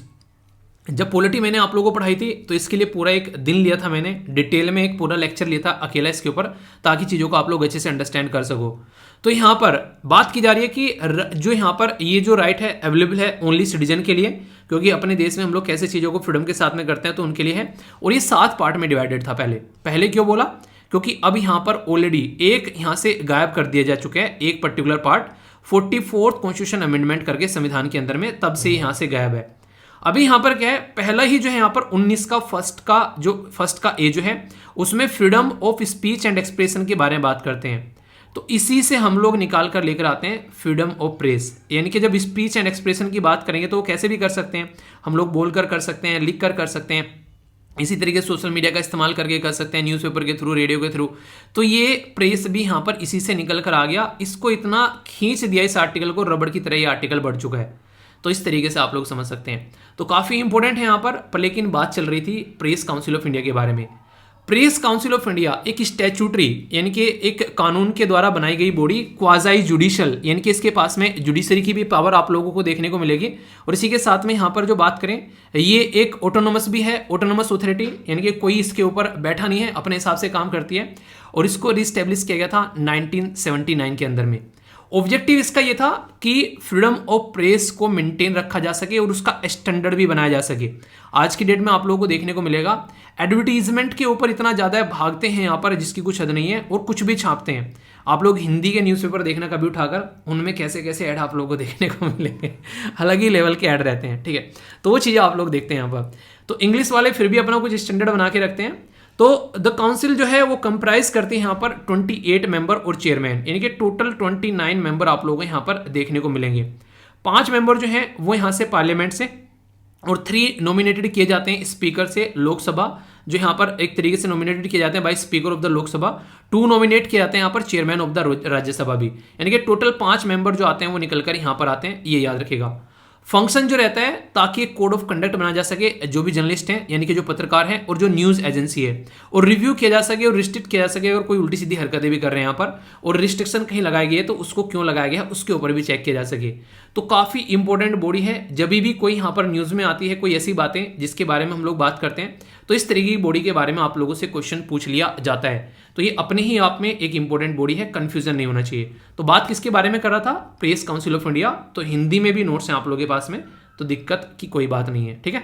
तो डिटेल में हो गया, कोई भी कंफ्यूजन हो तो पूछ लिया करो। एक ऑर्गेनाइजेशन है जिसके बारे में डायरेक्ट क्वेश्चन आप लोगों से बन सकता है, ठीक है।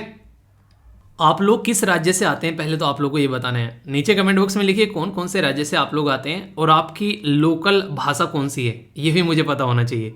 इससे आप लोग अच्छे से कनेक्ट कर पाएंगे। ये आर्टिकल किस चीज़ से रिलेटेड है।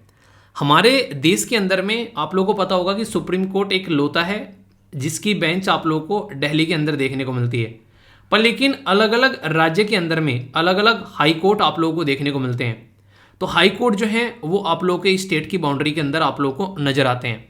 तो आज के डेट में अगर बात करें, हमारा संविधान जो है वो सीधा सीधा ये बोलता है कि चाहे सुप्रीम कोर्ट हो चाहे हाई कोर्ट हो, उसमें जो लैंग्वेज यूज़ की जानी चाहिए वो इंग्लिश होनी चाहिए। और ये यहाँ पर बहुत ही अच्छे से जो आर्टिकल आप लोगों को देखने को मिलेगा उस आर्टिकल में यहाँ पर मेंशन भी है, जैसे कि आर्टिकल 348। तो 348 आर्टिकल के अंदर में संविधान में साफ साफ बोला गया है कि जो भी प्रोसीडिंग होगी सुप्रीम कोर्ट के अंदर में इन एवरी हाई कोर्ट, ये इंग्लिश लैंग्वेज में होनी चाहिए। कब तक, एक कब तक वाली बात है, अनटिल पार्लियामेंट इसके ऊपर कोई कानून नहीं बना देती है। यानी कि हमारी कंट्री की जो संसद है, जब तक इसके ऊपर कोई कानून नहीं बना देती है तब तक इंग्लिश में काम करना है। इंग्लिश में काम करने का फ़ायदा क्या है, आप लोगों को पता है, अगर कोई भी मैटर जो है वो आज की डेट में हाई कोर्ट में है, हाई कोर्ट में इंसान जो है उस रिजल्ट से सेटिस्फाई नहीं है तो सीधा सुप्रीम कोर्ट में जाता है। तो इसका रीज़न ये है कि अगर कोई तमिलनाडु के अंदर में है और वहाँ पर कोई मैटर आ गया और वो सेटिस्फाई नहीं है तो वो सीधा कहाँ जाएगा, वो दिल्ली आएगा सुप्रीम कोर्ट के अंदर में।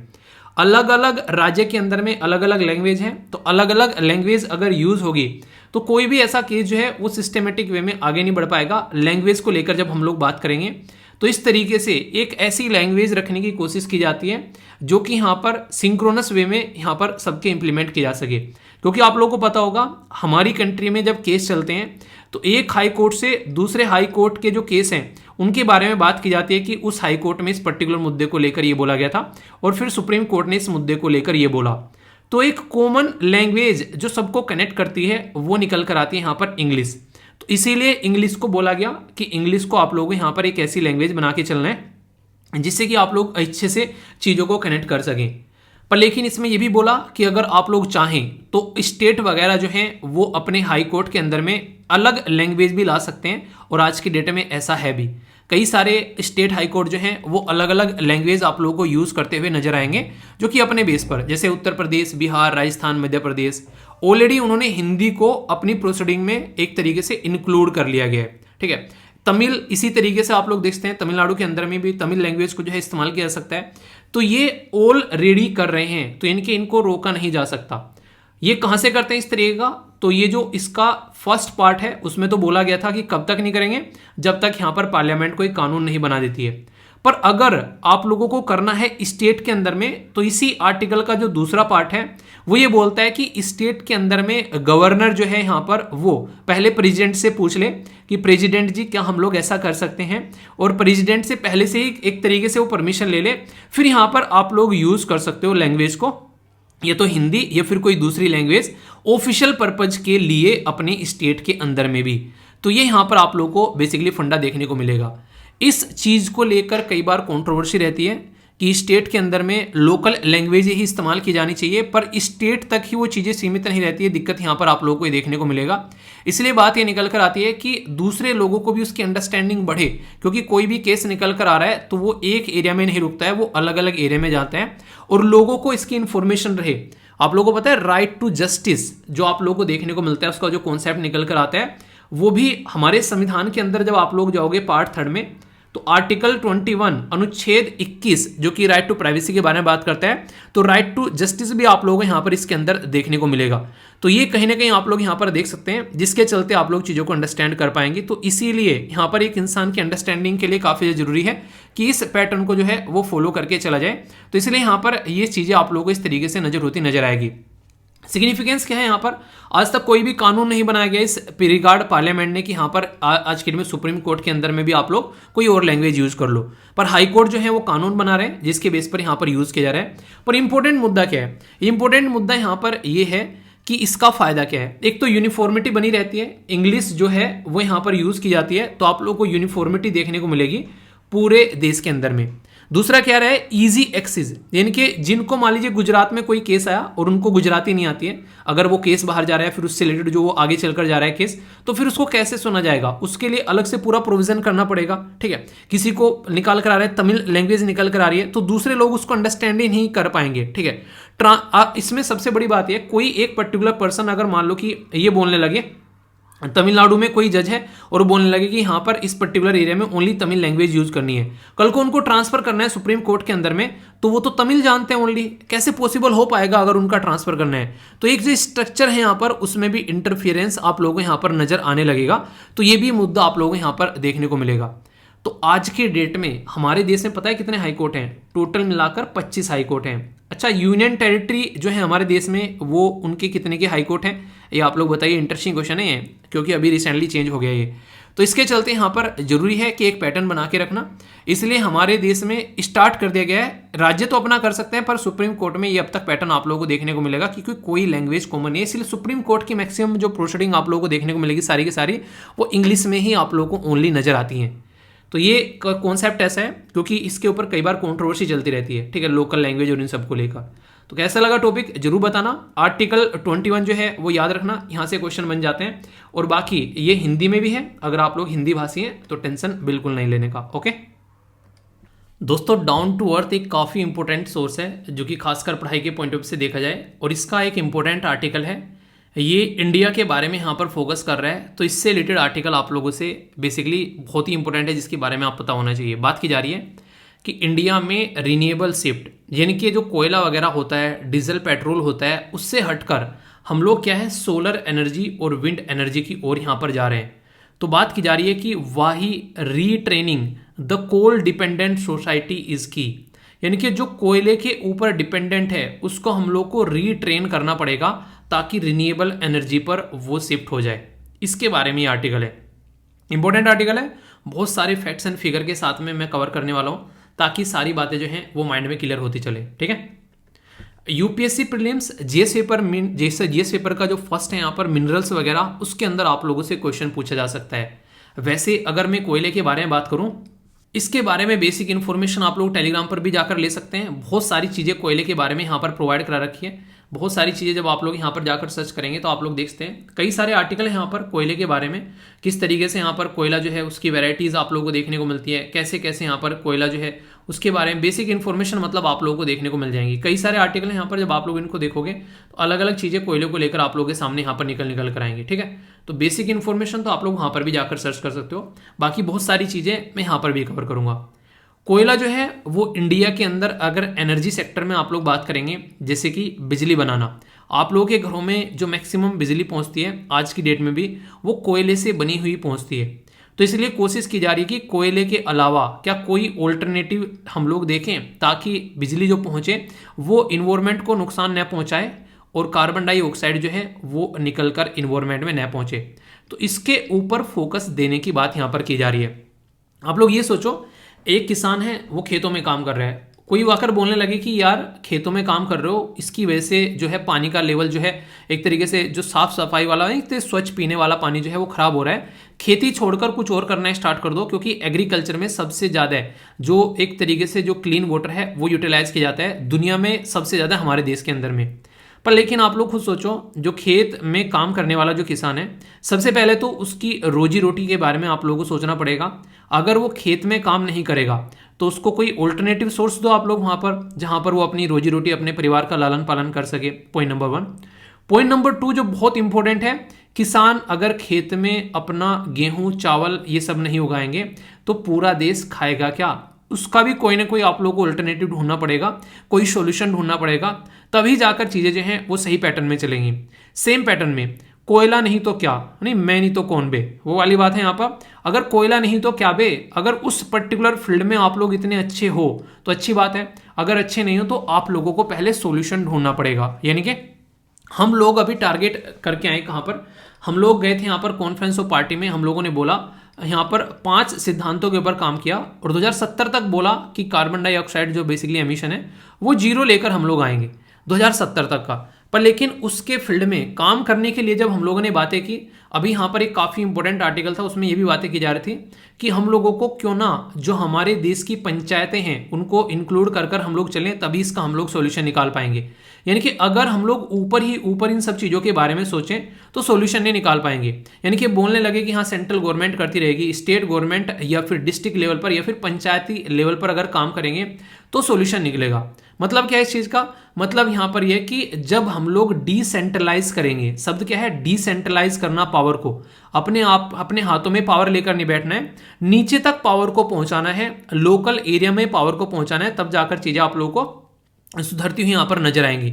तो यहाँ पर अगर बात करें कई लेवल पर काम करने पड़ेंगे, जैसे कि सेंट्रल गवर्नमेंट अगर कोई प्लान बना रही है तो वहाँ पर उसको देखना पड़ेगा कि किस पर्टिकुलर डिस्ट्रिक्ट में यहाँ पर कौन सा प्लान जो है वो इम्प्लीमेंट होगा सिस्टमेटिक वे में, और उसके साथ में यहाँ पर अगर वो प्लान वहाँ पर इम्प्लीमेंट नहीं होता है तो ऑल्टरनेटिव क्या है। अगर तमिलनाडु और केरला वाली साइड में आप लोग जाएंगे तो विंड एनर्जी पर काफ़ी फोकस रहता है, क्योंकि हवा की जो स्पीड है अच्छी खासी रहती है। पर सेम काम आप लोग जम्मू एंड कश्मीर के अंदर जाकर नहीं कर सकते। सेम काम आप राजस्थान के अंदर भी आप लोगों को इतना ज़्यादा नहीं देखने को मिलेगा। वहाँ पर सोलर पैनल वगैरह आप लोगों को ज़्यादा अच्छे से काम करते हुए नजर आएंगे, क्योंकि धूप वगैरह अच्छी रहती है राजस्थान के अंदर में। तो ऐसे आप लोग यहाँ पर बोल सकते हो। तो रिक्वायरमेंट क्या है वो आप लोगों को देखने को मिलेगा, क्योंकि कोयला जब यहाँ पर रिक्वायरमेंट कोयले की बढ़ती है तो कोयले की रिक्वायरमेंट का मतलब ये नहीं है कि कोयला फूंक कर बस बिजली बनाई जा रही है। जब आयरन और स्टील की हम लोग बात करते हैं इसको बनाने की, उसमें दबाकर कोयले का इस्तेमाल होता है। तो इसका मतलब आप लोगों को आयरन और स्टील के लिए भी कोई ना कोई ऑल्टरनेटिव टेक्नोलॉजी ढूंढनी पड़ेगी। अगर आप लोग चाहते हैं कि कोयला जो है वो कम रिक्वायरमेंट यहाँ पर हो, कोयले की खपत जो है वो कम हो, यहाँ पर ये फोकस आप लोग करना पड़ेगा। और इसी के ऊपर यहाँ पर बोला है कि 2022 से लेकर लगभग 24 तक का हम लोग क्या करेंगे, हम इसी पैटर्न में चीज़ों को लेकर चलने वाले हैं। उसके बाद में यहाँ पर मतलब चीज़ों को सुधारा जाएगा। 2022 क्यों बोल रहा हूँ, क्योंकि 21 में यहाँ पर ये बोला गया था कि 2022 से 24 तक का हम लोग इस टारगेट को लेकर चलेंगे। तो बेसिक फोकस यहाँ पर ये है कोयले के फील्ड में, इंडिया का भी और चाइना का भी, क्योंकि आज के डेट में अगर ये दोनों कंट्री को बात करें तो दुनिया में सबसे ज़्यादा पॉपुलेशन इन्हीं दो देशों की है। और पॉपुलेशन की जो ज़्यादातर डिपेंडेंसी है वो उनकी पूर्ति करने के लिए यहाँ पर कोयले का इस्तेमाल करना पड़ता है, वरना लोग जो हैं वो भूखे मर जाएंगे, उनका काम कैसे चलेगा। तो कोयला जो है वो काफ़ी इंपॉर्टेंट है, इसीलिए सेंट्रल गवर्नमेंट ने अभी रिसेंटली कोयले को ओपन कर दिया प्राइवेट सेक्टर के लिए भी, वरना पहले सारा कोयले का काम जो था वो कोल इंडिया देखा करती थी। तो इसकी वजह से काफ़ी बड़ा यहाँ पर रिफॉर्म अभी आया, जिसके चलते यहाँ पर ये सोल्यूशन आप लोगों को देखने को मिला। कोयले को आप लोगों को याद होगा, मैंने बताया था कोयले को ब्लैक गोल्ड बोला जाता है। कोयले को इतना इंपॉर्टेंट है कोयला। अगर इंटरेस्टिंग चीज़ बताऊं तो कोयला भी, और अगर बात करें यहाँ पर बेसिकली डायमंड भी, दोनों कार्बन से ही मिलकर बने होते हैं।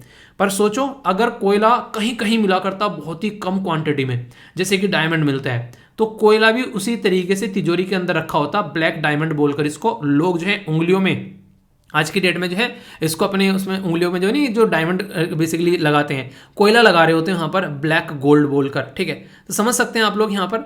तो ये कंडीशन है यहाँ पर। तो कोयला काफ़ी कन्वेंशनल सोर्स है यहाँ पर। इलेक्ट्रिसिटी जब हम लोग बनाते हैं कोयले से तो हम लोग उसको थर्मल पावर बोलते हैं। थर्मल पावर आज की डेट में अगर बात करें तो चाइना सबसे टॉप पर है थर्मल पावर को प्रोड्यूस करने वाला। दूसरे नंबर पर आप लोग को यूएसए देखने को मिलेगा।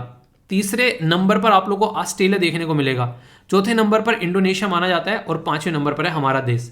तो ये 5 कंट्री के नाम जो है आप लोग यहाँ पर याद जरूर रखिएगा, कंफ्यूजन नहीं होना चाहिए। जैसा मैंने बताया, पहले नंबर पर हो गया चाइना, दूसरे नंबर पर हो गया यूएसए, तीसरे नंबर पर हो गया ऑस्ट्रेलिया, चौथे नंबर पर हो गया इंडोनेशिया और पांचवें नंबर पर हो गया अपना देश।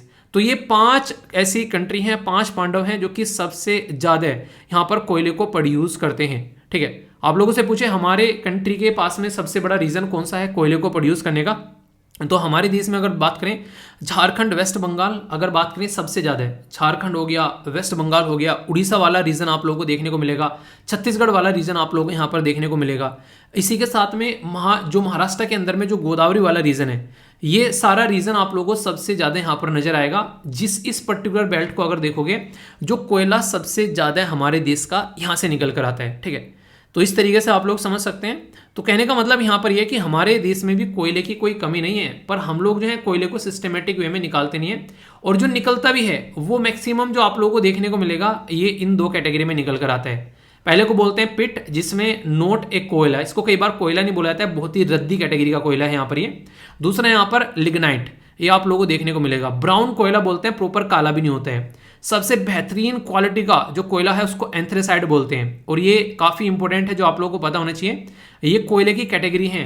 यहाँ पर अगर इधर से आप लोग इधर जाओगे तो इनकी क्वालिटी बढ़ती चली जाएगी, इसके अंदर कार्बन का कंटेंट बढ़ेगा और हीट की इंक्रीजिंग पावर बढ़ेगी, और इधर को आएंगे तो इसमें पानी है, गीली मिट्टी होती है, ऐसी आप लोगों को चीज़ें देखने को मिलेगी। तो ये डिपेंड करता है कि कौन कितने शानदार तरीके से एनर्जी को प्रोड्यूस करता है, वही असलियत में बेहतरीन क्वालिटी का कोयला आप लोगों को देखने को मिलेगा। अपने देश में, जैसा मैंने आप लोगों को पहले बोला था, अपने देश में अगर आप लोग ध्यान दोगे सबसे ज़्यादा कोल प्रोड्यूस करने वाला झारखंड आप लोगों को देखने को मिलेगा, फिर उड़ीसा, फिर छत्तीसगढ़, फिर वेस्ट बंगाल, मध्य प्रदेश, तेलंगाना। तो इस तरीके से इंक्रीजिंग और डिक्रीजिंग ऑर्डर में अक्सर स्टेट पीसेस के अंदर में आप लोगों से क्वेश्चन बनते हैं। यहाँ से कंफ्यूजन आप लोगों को नहीं होना चाहिए इसके बारे में, जो कि पता होना चाहिए।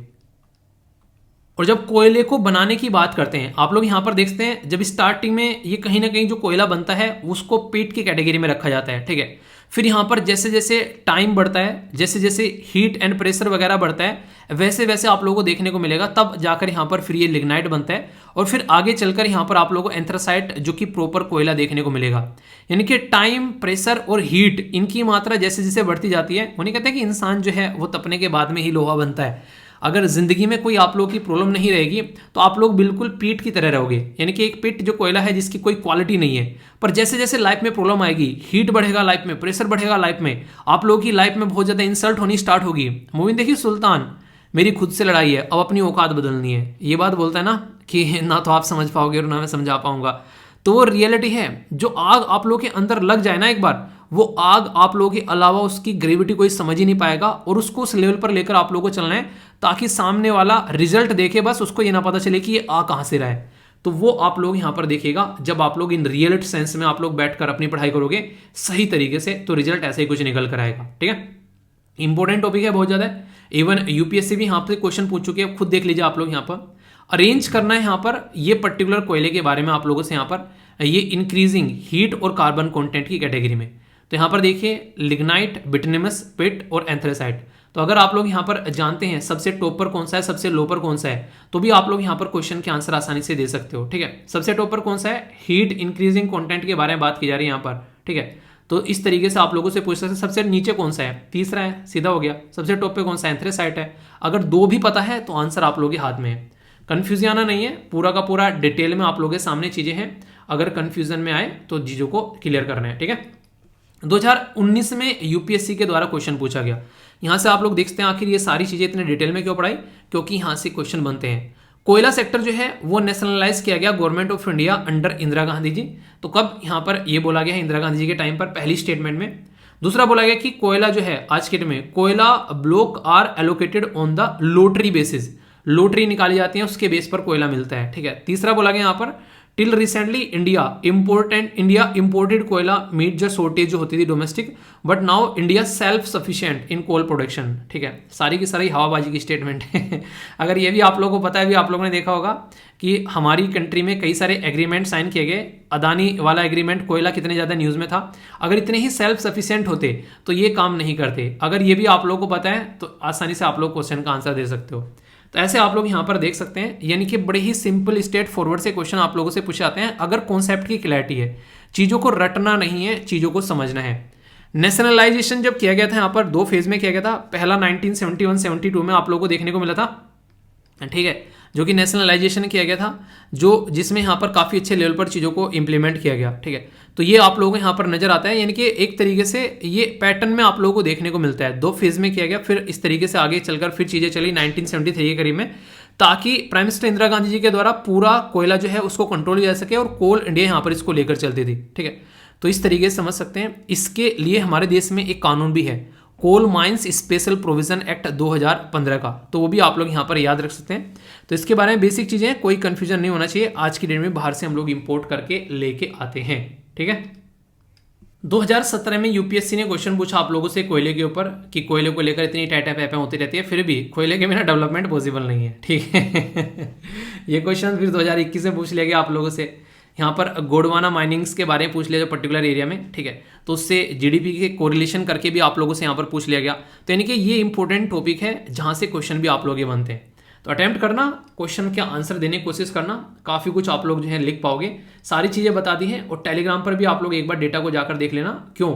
क्योंकि जब हम लोग कोर सेक्टर के बारे में बात करते हैं, 8 कोर सेक्टर जब आप लोग यहाँ पर देखोगे तो यहाँ पर भी आप लोगों को कोयला जो है वो देखने को मिलेगा। यहाँ पर देखते हैं कोयला, आप लोग यहाँ पर देखते हैं तो उसमें भी कोयला काफ़ी इंपॉर्टेंट रोल प्ले करता है कोर सेक्टर की कैटेगरी में भी। तो इसलिए कन्फ्यूजन आप लोग के माइंड में इन चीज़ों को लेकर नहीं होना चाहिए, ठीक है। तो हुआ ना क्लियर माइंड। तो कोयला आप लोगों को कौन सी कैटेगरी का बनना है, अगर बनना है आप लोगों को तो किस लेवल पर आप लोगों को अपने आप को तपना पड़ेगा, ये चीज़ें आप ध्यान रखिएगा। तो जिंदगी में यार डरना नहीं है। प्रॉब्लम अगर लाइफ में आ रही है ना तो आप लोगों को उनका हंस के स्वागत करना है। अगर आप लोग प्रॉब्लम का हंस के स्वागत कर रहे हो ना, आप लोग वास्तव में ही काफ़ी खतरनाक लोग हो, ठीक है। यानी कि आप लोगों ने अपना टेम्पर ऐसा डेवलपमेंट कर लिया, टेम्परामेंट, कि हाँ ये प्रॉब्लम आएगी, देखते हैं कब तक आएगी, सॉल्यूशन निकाल के छोड़ना है भाई साहब इसका। उस कैटेगरी में अगर माइंडसेट डेवलप हो गया ना, फिर आप लोगों को जो भी डे बाय डे में प्रॉब्लम आ रही है ना, जो दिक्कतें आ रही हैं, वो बड़ी छोटी लगने लगी आप लोगों को। अच्छा ये भी कोई प्रॉब्लम है, बेइज्जती कर दी छोटी प्रॉब्लम देके ऊपर वाले ने, ठीक है। तो वो वाली चीज़ें आप लोगों को देखने को मिलेगी।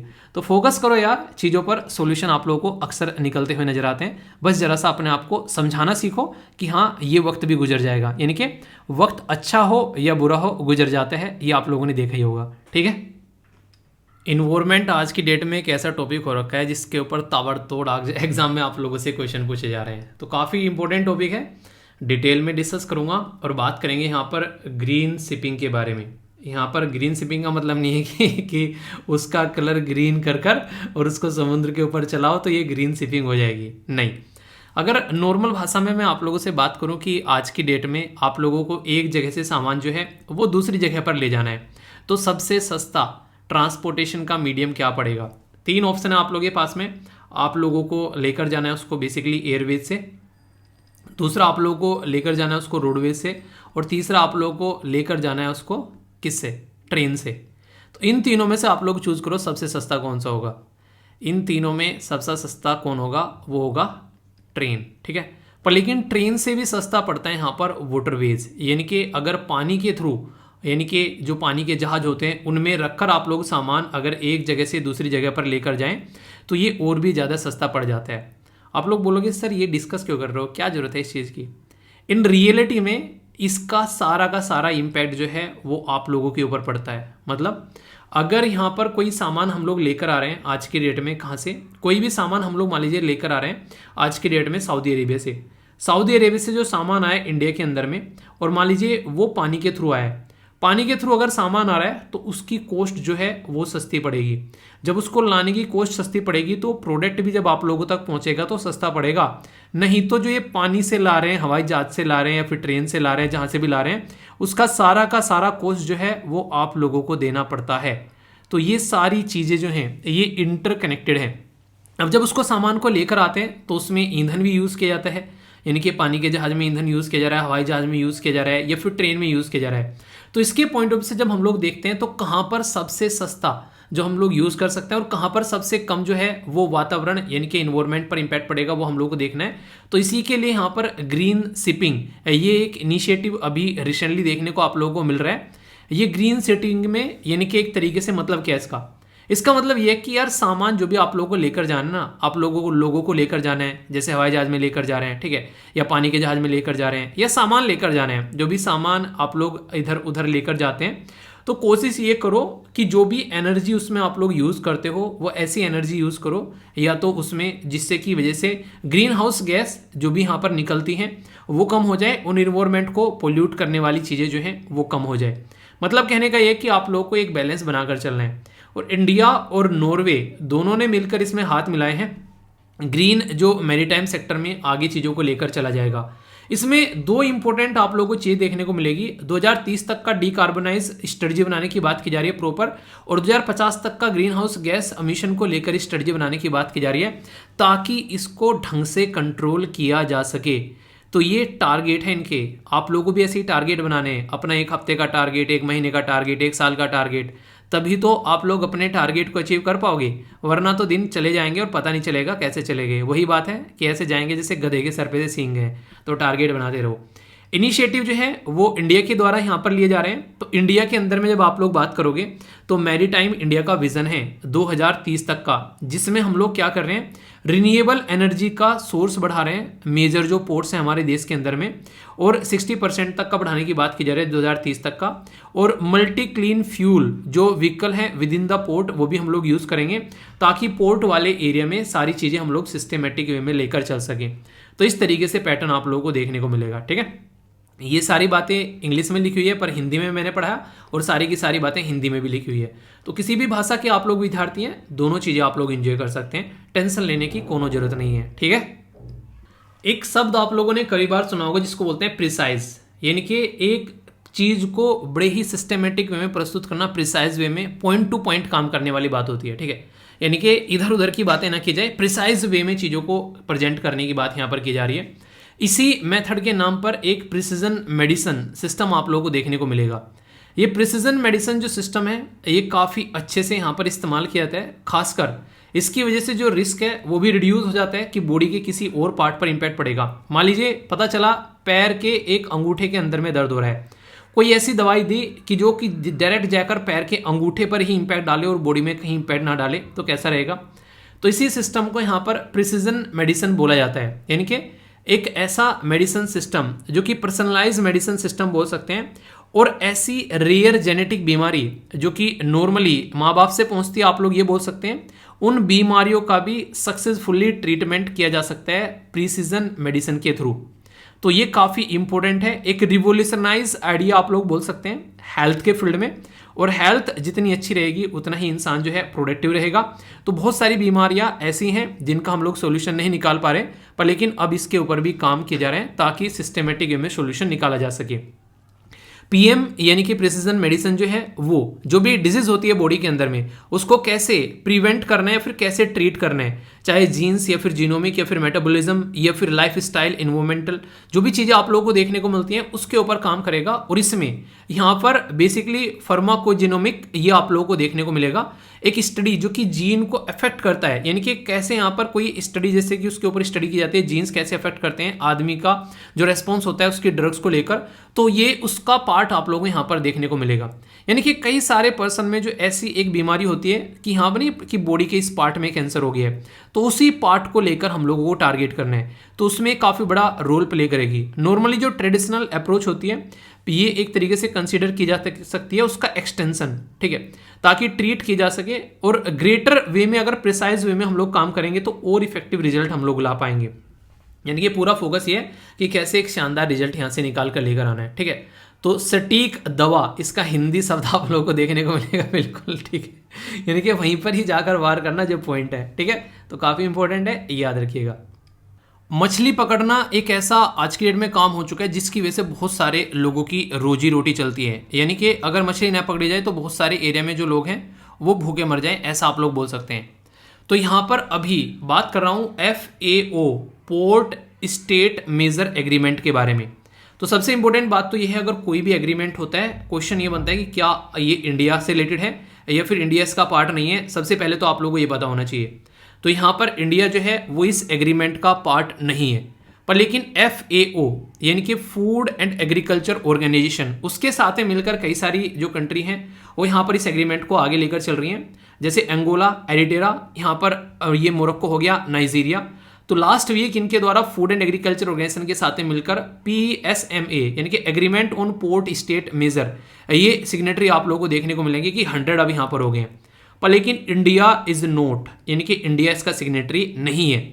फर्स्ट टाइम यहाँ पर जब ये फोर्स में आया था 2016 में आया था, और इंपॉर्टेंट ये है कि फर्स्ट बाइंडिंग इंटरनेशनल एग्रीमेंट है ताकि जो अनरेगुलेटेड, अनरिपोर्टेड और इलीगल तरीके से जो मछली पकड़ी जाती है, मतलब क्या है, मतलब यहाँ पर ये कि कोई भी अगर इस तरीके से मछली पकड़ता है जिसके बारे में कोई बात नहीं कर रहा है, अनियमित तरीके से यहाँ पर कोई काम कर रहा है, तो उसको यहाँ पर रोकने का ये काम करता है। आप लोग देख सकते हैं आज के डेट में अगर बात की जाए तो यहाँ पर जैसे कि पानी के थ्रू जो भी चीज़ें होती हैं तो कैसे फिश पकड़ी जाती हैं। इंडिया और श्रीलंका के बीच में क्या रस्सी कसी होती है मछली पकड़ने को लेकर, इंडिया और पाकिस्तान के बीच में भी इसको लेकर काफ़ी सारे इशू आप लोगों को देखने को मिलते हैं। तो ये इंटरनेशनल लेवल पर काफ़ी खतरनाक चीज़ है एक, ठीक है। तो ये तो आप लोगों को याद रखना है इसके बारे में। तो पूछे आप लोगों से कि यहाँ पर ये पोर्ट स्टेट मेजर एग्रीमेंट क्या है, तो ये मैंने आप लोगों को बताया 2016 में यहाँ पर आया था। और फूड एंड एग्रीकल्चर ऑर्गेनाइजेशन ये एक ऐसी बॉडी है जो कि 1945 यानी कि 1945 में बनाई गई थी, यानी कि काफ़ी पुरानी ऑर्गेनाइजेशन आप लोग बोल सकते हैं, लगभग 77 ईयर हो चुके हैं इसको, ठीक है। ये इसका हेडक्वार्टर आप लोगों को कहाँ देखने को मिलेगा, इसका हेडक्वार्टर आप लोगों को इटली के अंदर देखने को मिलेगा, रोम इटली। पर लेकिन बनाई नहीं गई थी इटली में, बनाई गई थी क्यूबिक यानी कि कनाडा के अंदर में। तो कई बार आप लोगों से ऐसी स्टेटमेंट देकर वनडे टाइप एग्जाम में डायरेक्ट क्वेश्चन पूछाते हैं कि कहाँ बनाई गई थी और कैसे कैसे इसके बारे में कुछ बातें पूछ ली जाती हैं। United nation economic social council वो इसके पापा ऑर्गेनाइजेशन है जो कि यहाँ पर इसके ऊपर नजर रखती है, और दुनिया में जैसे कि भुखमरी को कैसे रोका जाए उसके ऊपर ये काम करती है। इसीलिए क्या बात करते हैं कि एक कम से कम लेट देयर बी ब्रेड, कम से कम खाना तो हो यहाँ पर लोगों के लिए, तो इसलिए है यहाँ पर ये। तो दुनिया भर में काफ़ी बड़े काम इसके द्वारा किए गए ताकि लोगों तक जो है वो खाना पहुंचाया जा सके, और इसकी वजह से बहुत सारे एरिया में जो भुखमरी आने से बची है इस लेवल पर काम किए गए। खासकर जहाँ पर लड़ाई होती है वहाँ पर इन्होंने काफ़ी लार्ज स्केल में काम किया है। तो ये जो इनका काम जो है वो सराहाया भी गया यहाँ पर, ऐसा नहीं है कि इनको रिकॉग्नाइज भी किया गया है। क्या इसको नोबेल प्राइज मिला है? अगर हाँ तो किस ईयर में मिला है ये आप लोगों को बताना है। ओके, तो ये क्वेश्चन है आप लोगों के लिए, वन लाइनर है पर लेकिन काफ़ी इंपॉर्टेंट न्यूज़ है, डायरेक्ट क्वेश्चन आप लोगों से बन सकते हैं। और ये तो न्यूज़ है ये मेरे साथ में थोड़ी सी कनेक्टेड भी है। मैं एक पर्टिकुलर मीटिंग में गया था और वहाँ पर प्रथम जो एनजीओ के फाउंडर थे वो वहाँ पर आए हुए थे और वो एजुकेशन के बारे में बात कर रहे थे। तो उससे रिलेटेड यहाँ पर मुझे काफ़ी अच्छा लगा जब यहाँ पर 2021 का Indira Gandhi prize for peace disarmament and development जो है वो प्रथम एनजीओ को दिया गया। प्रथम एनजीओ एक ऐसी एनजीओ है जो कि एजुकेशन के फील्ड में काम करती है। अभी कोविड-19 के टाइम पर क्या क्या प्रॉब्लम जो है वो बच्चों को फेस करनी पड़ी, किस तरीके से कहाँ पर कितने बच्चों को इंटरनेट मिला, कितने बच्चों को एजुकेशन मिली, कहाँ पर उनको बिल्कुल भी कोई भी चीज़ नहीं मिली है, कितने बच्चे स्कूल से आउट हो गए, तो इन सब चीज़ों का एनालिसिस करती है। स्टैंडर्ड क्या है, 6th में 7th में 8th में किस तरीके से यहाँ पर 6th के बच्चे क्या वो एक तरीके से 3 क्लास के बच्चे की भी किताबें नहीं पढ़ पा रहे हैं, तो बहुत सारे एनालिसिस इन्होंने यहाँ पर किए हैं। इसके बेस पर जो डेटा निकल कर आ रहा है उससे हम लोग अंदाजा लगा पाते हैं कि कितने अच्छे लेवल पर एजुकेशन सिस्टम है देश का, ताकि देश का एजुकेशन सुधारा जा सके। तो उसके लिए हमारे पास में डेटा होना जरूरी है और जब डेटा होगा तो हम लोग उसके ऊपर काम कर पाएंगे। तो इंदिरा गांधी जो प्राइज है यहाँ पर, Indira Gandhi prize for peace disarmament and development, ये प्रथम एनजीओ के साथ में कनेक्ट कर आप लोग यहाँ पर देख सकते हैं 2021 का। तो याद रखिएगा, क्वेश्चन आप लोगों से पूछा जा सकता है। ठीक है, नॉर्थ ईस्ट में आसाम के बारे में बात की जा रही है। तो जो यूनियन मिनिस्टर हैं सर्बानंद सोनोवाल, उनके द्वारा इनोग्रेट किया गया रिसर्च जो यहाँ पर रीजनल रिसर्च इंस्टीट्यूट यूनानी मेडिसिन। तो अगर पूछे आप लोगों से कहाँ पर, तो ये सिलचर में आप लोगों को देखने को मिलेगा। तो डायरेक्ट क्वेश्चन आप लोगों से यहाँ से भी बन जाता है, पर्टिकुलर अगर लोकेशन के बारे में पूछा जाए तो। आज की डेट में अगर आप लोग कहीं पर जाकर पेमेंट करते हैं, वो पेमेंट आप लोग देखते हैं वहाँ पर आप लोग वीज़ा आप लोग यूज़ करते हैं, कार्ड यूपीआई, रुपया कार्ड, मास्टर कार्ड या कुछ भी आप लोग यहाँ पर मेस्ट्रो कार्ड कुछ भी आप लोग यूज़ करते हैं। तो मान लीजिए आप लोगों ने कहीं से कोई सामान खरीदा और सामान खरीदने के बाद में जो वहाँ पर पेमेंट जाता है, तो जो पेमेंट यूज़ किया जाता है गेटवे, वो रोजर पे आप लोगों को देखने को मिलता है।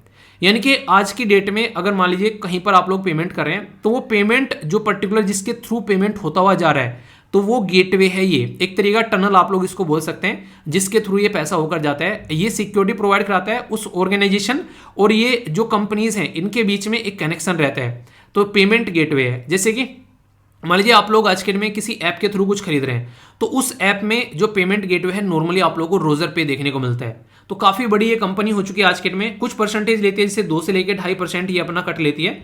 ऑनलाइन पेमेंट फर्म है रोजर पे। ये अभी startup of the year award मिला है इकोनॉमिक्स टाइम्स स्टार्टअप अवार्ड के तहत इसको। तो ये एक इंटरेस्टिंग क्वेश्चन आप लोगों का पूछा जा सकता है। ठीक है, कंफ्यूजन नहीं होना चाहिए, कई बार क्वेश्चन बन जाते हैं। आगे चलते हैं, बहुत ही इंपॉर्टेंट ये पर्टिकुलर स्लाइड है, ये थोड़ा ध्यान से सुनिएगा। डायरेक्ट क्वेश्चन आप लोगों के बन जाएंगे वन लाइनर एग्जाम में डायरेक्टली। सबसे पहले अगर बात की जाए यहाँ पर, तो ये याद रखिएगा, अभी यहाँ पर बात करें कॉन्फ्रेंस ऑफ पार्टी 27 के बारे में, जो कहाँ पर हुई ये पता है आप लोगों को, भूले तो नहीं, ये हुई इजिप्ट के अंदर में। अब तो याद हो गई होगी, शर्म अल शेख। ठीक है, तो ये देखने को मिल रही है। 28 कहाँ पर होगी, याद हो गई ना वो भी, अब जब होगी इससे पहले याद होनी चाहिए, यूनाइटेड अरब एमिरेट्स के अंदर में। तो इसमें अभी लॉस एंड डैमेज फंड जो है वो यहाँ पर बनाया गया, ताकि क्लाइमेट की वजह से जो भी चीज़ दिक्कत में आ रही है वहाँ पर सपोर्ट प्रोवाइड कराया जा सके। तो ये काफ़ी इंपॉर्टेंट है, इसके ऊपर स्टार लगा लेना। यहाँ से आप लोगों के लिए डायरेक्ट भी क्वेश्चन पूछा जा सकता है। ये एक ऐसा टॉपिक है जो कि काफ़ी इंपॉर्टेंट है, खासकर अगर बात करें आर्टिफिशियल इंटेलिजेंस के बारे में बात की जा रही है, एक तो सबसे इंपॉर्टेंट बात ये है। और इसी के साथ साथ में अगर बात यहाँ पर की जाए, तो ये जो बात की जा रही है, ये बात की जा रही है ग्लोबल पार्टनरशिप के बारे में, यानी कि आर्टिफिशियल इंटेलिजेंस की ग्लोबल पार्टनरशिप के बारे में बात की जा रही है। और इंडिया जो है यहाँ पर इसका चेयर बनने जा रहा है 2022-23 के लिए। हमारे पास में G20 की चेयरमैनशिप आ रही है, अभी यहाँ पर आप लोगों को देख रहे हैं। ठीक है, इटली में निपट चुका है, अभी हमारे पास में आ रहा है, अभी ये भी आप लोगों को देखने को मिल रहा है। तो अफ्रीकन, तो ये याद रखिएगा, इसके बारे में क्वेश्चन पूछ लिया जाए तो आर्टिफिशियल इंटेलिजेंस जो कि ग्लोबल पार्टनरशिप है, उसकी चेयरमैन जो है वो कौन बने, वो इंडिया के हाथ में आ गई है। अफ्रीकन जो इंडस्ट्रियलाइजेशन डे जो है, अफ्रीका इंडस्ट्रियलाइजेशन डे नवंबर में सेलिब्रेट किया जाता है, 20 नवंबर। वर्ल्ड चिल्ड्रंस डे जो है ये भी 20 नवंबर को, इंक्लूजन फॉर एवरी चिल्ड्रन, ये आप लोगों ने देखा basically every child theme. World day for remembrance of road traffic victim, तो ये भी 20 नवंबर को आप लोगों को देखने को मिलता है। नॉर्वे के द्वारा अनाउंस किया गया है लगभग 220 मिलियन, ये है कॉर्नर, ये डोनेट किया जा रहा है ह्यूमैनिटेरियन वर्क के लिए अफगानिस्तान में, ताकि अफगानिस्तान में जो खस्ता हालत हो रखी है उसको थोड़ा सा इंप्रूव किया जा सके। तो उससे रिलेटेड है ये, तो इसको लेकर भी आप लोगों के माइंड में कोई कंफ्यूजन नहीं होना चाहिए। ठीक है, ऐसे ऐसे क्वेश्चन भी आप लोगों से कई बार पूछे जाते हैं, तो इंपॉर्टेंट है यहाँ पर अगर क्वेश्चन बने तो कन्फ्यूजन आना नहीं है, क्योंकि कई बार क्वेश्चन पूछ लिए जाते हैं यहाँ पर, ठीक है। वैसे अगर इसके बारे में थोड़ी सी बात करूँ मैं आप लोगों से, 4 थीम है यहाँ पर। एक तो रेस्पॉन्सिबल आर्टिफिशियल इंटेलिजेंस के बारे में बात कर रहे हैं, दूसरा यहाँ पर डेटा गवर्नेंस के बारे में बात कर रहे हैं, तीसरा फ्यूचर वर्क क्या होगा आर्टिफिशियल इंटेलिजेंस का वो, और इनोवेशन और कैसे उसको कमर्शलाइज फील्ड में लेकर चलना है। तो ये 4 एरिया रहेंगे यहाँ पर जिसके ऊपर ये काम कर रहे हैं। तो देखते हैं कैसे चीज़ों को लेकर चला था। फर्स्ट ये 4 एरिया तब थे जब फर्स्ट सबमिट हुई थी, और फर्स्ट सबमिट कहाँ पर हुई थी इसकी, ये टोक्यो में हुई थी, जापान के अंदर में। तो वहाँ से इसको स्टार्ट किया गया था। तो इस तरीके से आप लोग समझ सकते हैं, कल को अगर क्वेश्चन पूछे तो आप लोग कन्फ्यूजन नहीं होना चाहिए। सारी की सारी बातें हिंदी में भी अवेलेबल है, ठीक है, तो इसलिए ध्यान रखिएगा। इंटरेस्टिंग क्वेश्चन है और मैं आशा करता हूं कि इसका आंसर आप लोग दोगे, क्योंकि मैंने अभी रिसेंटली आप लोगों को पढ़ाया था। इंपॉर्टेंट पर्सनैलिटी है सीवी आनंद जो बोस जो है वो अभी अपॉइंट किया गया गवर्नर, कौन से राज्य के, उड़ीसा, महाराष्ट्र, मणिपुर या फिर वेस्ट बंगाल। तो देखता हूं कौन से आंसर देता है। बात की जा रही है यहाँ पर, which of the following state host कर second edition north east Olympic game in 2022 में किसने होस्ट किया। तो मणिपुर, त्रिपुरा, मेघालय, अरुणाचल प्रदेश। तो किससे रिलेटेड है यहाँ पर ये आप लोगों को बताना है। वर्ल्ड चिल्ड्रंस डे जो है उसकी theme inclusion for every child, child right, international togetherness और डिजिटल एक्सेस फॉर ऑल। तो ये भी इंटरेस्टिंग एक तरीके से क्वेश्चन हो गया और इसका आंसर भी आप लोगों को पता होना चाहिए, क्योंकि ऐसे क्वेश्चन भी आप लोगों से पूछे जाते हैं कई बार। नेक्स्ट यहाँ पर बात की जा रही है कि कोई कानून जो है वो कंफर्म करता है एग्जीक्यूटिव और एडमिनिस्ट्रेटिव ऑथोरिटी, ताकि अनचेक और अनलिमिटेड डिस्क्रिशनरी पावर मिल सके किसी पर्टिकुलर मैटर पे। अगर कोई लॉ वायलेट करता है द फॉलोइंग आर्टिकल, कौन सा आर्टिकल यहाँ पर, ये किस आर्टिकल की डेफिनेशन है आप लोग ऐसा बोल सकते हैं डायरेक्ट, ठीक है। अगर आप लोगों को पढ़ रखे है ना, आप लोगों ने सारी चीज़ें ढंग से पढ़ रखी है, और कोई चीज़ ऐसी दिखे यार ये तो पता नहीं कहाँ से आ गई, तो इसका मतलब है कि वो आर्टिकल भी ऐसा होगा जो नॉर्मली डिस्कस नहीं किया जाता है। तो 14, 28, 32 या फिर 44 सही आर्टिकल क्या होगा अगर आप लोगों से मैं पूछूं तो कौन सी आंसर देगा ये बताइए, ठीक है। सी सेट का एक क्वेश्चन है आप लोगों के सामने, इसको आप लोग अटेम्प्ट करिए, फिर पांचों के पांचों क्वेश्चन के आंसर मैं आप लोगों को बताता हूँ। इसमें बताना है कि आप लोगों को यहाँ पर क्या टर्म आएगी। पहला है 1, 4, 27, 16, 36, 343। इंटरेस्टिंग क्वेश्चन है, रीजनिंग के अंदर अक्सर ऐसे क्वेश्चन आप लोगों से पूछे जाते हैं। तो देखता हूँ कौन सही आंसर देता है। रिवर कई सारी मैं यूरोप की कवर कर रहा हूँ, इससे पहले आप लोगों की जो है ऑस्ट्रेलिया की रिवर भी कवर हुई है। तो यहाँ पर बात की जा रही है मेन रिवर के बारे में। मेन रिवर जो है ये रिवर आप लोग को जर्मनी में देखने को मिलेगी, लगभग 525 किलोमीटर की इसकी आप लोगों को लंबाई नजर आएगी इस रिवर की। तो यहाँ पर 525 किलोमीटर लंबी है। अगर बात करें तो ये जो रिवर है ये एक ट्रिब्यूटरी है, एक रिवर है जिसका नाम है राइन, ठीक है। तो ये रिवर भी आप लोगों से पूछी जाती है, तो ये भी यूरोप के अंदर आप लोगों को रिवर देखने को मिलेगी। तो इसके बारे में कुछ बेसिक चीज़ें आप लोगों को पता होना चाहिए, कन्फ्यूजन नहीं होना चाहिए। इसके बारे में हिंदी और इंग्लिश में सारी चीज़ें आप लोगों के सामने है, ठीक है। अब जो क्वेश्चन पूछे उनके आंसर एक बार देख लेते हैं ताकि आप लोगों के माइंड में कोई कंफ्यूजन ना हो। सबसे पहले बात की जा रही है सीवी आनंद बोस, ठीक है। तो याद रखिएगा इनको अभी यहाँ पर देखिए, ये क्वेश्चन ना वैसे छोटे लग रहे हैं आप लोगों को, पर लेकिन ऐसी हैं जो सत्सैया के होने के जो डायलॉग मैं मारता हूँ कई बार, ठीक है। तो सत्सैया के दोहरे जो नाविक के तीर देखन में छोटे लगत घाव करत गंभीर, तो ये वो वाले हैं आप लोगों के सामने, ठीक है। तो डायरेक्ट क्वेश्चन आप लोगों से पूछा जा सकता है। तो वेस्ट बंगाल के अभी ये गवर्नर बने, क्योंकि आप लोगों को पता है कि हमारे जो पहले यहाँ पर गवर्नर थे वो अभी राष्ट्रपति वो वाइस प्रेसिडेंट बन चुके हैं, ठीक है। तो ये रिसेंटली ये रिटायर भी हुए थे, आईएएस ऑफिसर बेसिकली थे, तो जिनका नाम है डॉक्टर सीवी बोस, ठीक है, आनंद बोस। तो अपॉइंट किए गए गवर्नर, ठीक है। तो ये काफ़ी इंपॉर्टेंट है, यहाँ पर कई बार क्वेश्चन भी आप लोगों से पूछ लिए जाया करते हैं इन सब चीज़ों से रिलेटेड। और ये जो आईएएस ऑफिसर है यहाँ पर मतलब थे, अब तो नहीं है, 1977 बैच के आईएएस ऑफिसर थे केरला कैडर के, ठीक है। तो ये भी आप लोग याद रखते हैं कि आईएएस बनने के बाद में गवर्नर की पोस्ट भी आप लोगों को मिल सकती है। देखो कितनी लुक्रेटिव जॉब है, यहाँ से आप लोग अंदाजा लगा लो। नेक्स्ट जो क्वेश्चन है यहाँ पर ये भी इंटरेस्टिंग है और नॉर्थ ईस्ट के बारे में बात की जा रही है। आंसर क्या है, आंसर है सी, मेघालय के अंदर यहाँ पर आप लोगों को देखने को मिला। तो ये शिलोंग मेघालय के अंदर में होस्ट किया गया second edition north east Olympic, जो कि यहाँ पर अभी 30 से लेकर 6 नवंबर तक आप लोगों को ये देखने को मिला। मणिपुर जो है वो जीत के आया सबसे टॉप पर, चैंपियन इनके मणिपुर रहा 244 मेडल के साथ में। आसाम दूसरे नंबर पर रहा 203 मेडल के साथ में, और अरुणाचल प्रदेश जो है वो तीसरे नंबर पर रहा। तो ये याद रखिएगा, क्वेश्चन आप लोगों से पूछा जा सकता है कल को। इंटरेस्टिंग क्वेश्चन जो यहाँ पर वो है, ये सेकंड नंबर के थे। अभी थर्ड नंबर के जो गेम होने वाले हैं वो कहाँ पर होने वाले हैं, वो होंगे नागालैंड के अंदर में। थर्ड एडिशन के, तो ये याद रखिएगा। तो क्वेश्चन अगर पूछा जाए तो कंफ्यूजन नहीं होना है, थर्ड एडिशन जो होगा वो नागालैंड के अंदर आप लोगों को देखने को मिलेगा। और अब की बार का कहाँ हुआ है, ये हुआ मेघालय के अंदर में। तो ऐसे याद रख लेना, पहले एम यानी कि मेघालय, एम के बाद में आता है एन यानी कि नागालैंड, ठीक है। तो इतना तो कम से कम याद रख लोगे ना, कन्फ्यूजन नहीं होना चाहिए। और मैप में भी अगर देखोगे तो यहाँ पर कहाँ पर हुए, मेघालय में हुए, अभी यहाँ पर कहाँ पर हो गए, नागालैंड में आप लोगों को देखने को मिलेंगे। तो मैप के साथ में भी आप लोग इसको कनेक्ट करके याद रख लेना, कहाँ मतलब कन्फ्यूजन नहीं होना चाहिए, माइंड में जितनी क्लैरिटी रहेगी उतना ही ज़्यादा अच्छा है, ठीक है। तो आंसर समझ में आ गया। आगे चलते हैं। यहाँ पर ये काफ़ी इंपॉर्टेंट डे है जो कि पूछा जा सकता है, बच्चों के बारे में यहाँ पर बात की जा रही है। तो आंसर क्या है यहाँ पर, आंसर क्या है यहाँ पर, पहले तो आप लोग ये बताइए अगर पूछा जाए। ये क्वेश्चन हालांकि आप लोग को बता दोगे क्योंकि अभी नया ताज़ा ताज़ा मैंने डिस्कस किए तो आप लोग इसका आंसर दे दोगे, ठीक है। तो चलिए आंसर अटेम्प्ट करिए, देखता हूँ सही आंसर कौन देता है, क्योंकि एक इंटरेस्टिंग क्वेश्चन है और डायरेक्ट आप लोगों से आंसर पूछ ले आते हैं, तो इसलिए आप लोगों को इसके बारे में पता होना चाहिए। यहाँ पर चिल्ड्रंस डे के बारे में पूछी जा रही है, तो डेट भी आप लोगों को पता ही है, डेट भी बता सकते हैं आप लोग, और आंसर इसका ए है यहाँ पर, ठीक है। तो कन्फ्यूजन नहीं होना चाहिए। ये जो क्वेश्चन है पूरा का पूरा, एक सेकेंड यार कौन से पहुंच गई, अच्छा ये नेक्स्ट क्वेश्चन, जो ये जो क्वेश्चन है पूरा का पूरा, ये कंप्लीट आप लोग यहाँ पर जो किससे रिलेटेड है, ऐसे क्वेश्चन आप लोगों से कई बार पूछे जाते हैं, ठीक है। तो इसीलिए कहता हूँ कि पॉलिटिकल लेक्चर जो है वो आप लोग ढंग से देख लेना यहाँ पर। तो ये है पार्ट 3 के अंदर, जब आप लोग जाओगे संविधान के अंदर में, तो फंडामेंटल राइट रखे हुए हैं आर्टिकल 12 से लेकर आर्टिकल 35 तक का, उसके अंदर में जो आर्टिकल यानी कि अनुच्छेद जो 14 है उससे रिलेटेड यहाँ पर बातें की जा रही है, ठीक है। तो आंसर क्या हो गया, आंसर यहाँ पर ए हो गया। तो ये कंप्लीट आंसर है आप लोगों का।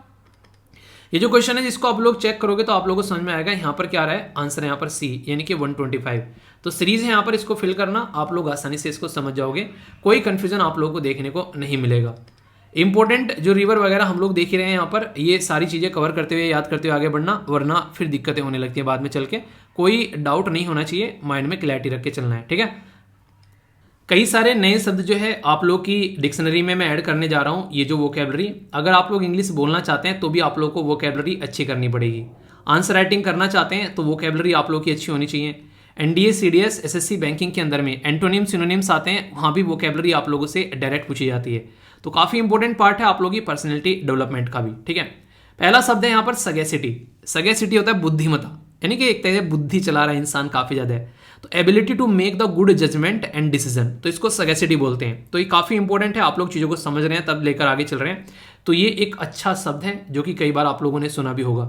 सेंटेंस फॉर्म करके देखना इन सेंटेंस के, इन शब्द के ऊपर, तो आप लोग लंबे समय से इनको याद भी रख पाओगे, ठीक है। कार्कस, मरा हुआ जानवर का मृत शरीर आप लोग बोल सकते हैं, dead body of the animal. तो ये कार्कस वर्ड इसके लिए यूज किया जाता है, जिंदा इसके अपोजिट हो जाएगा, ठीक है।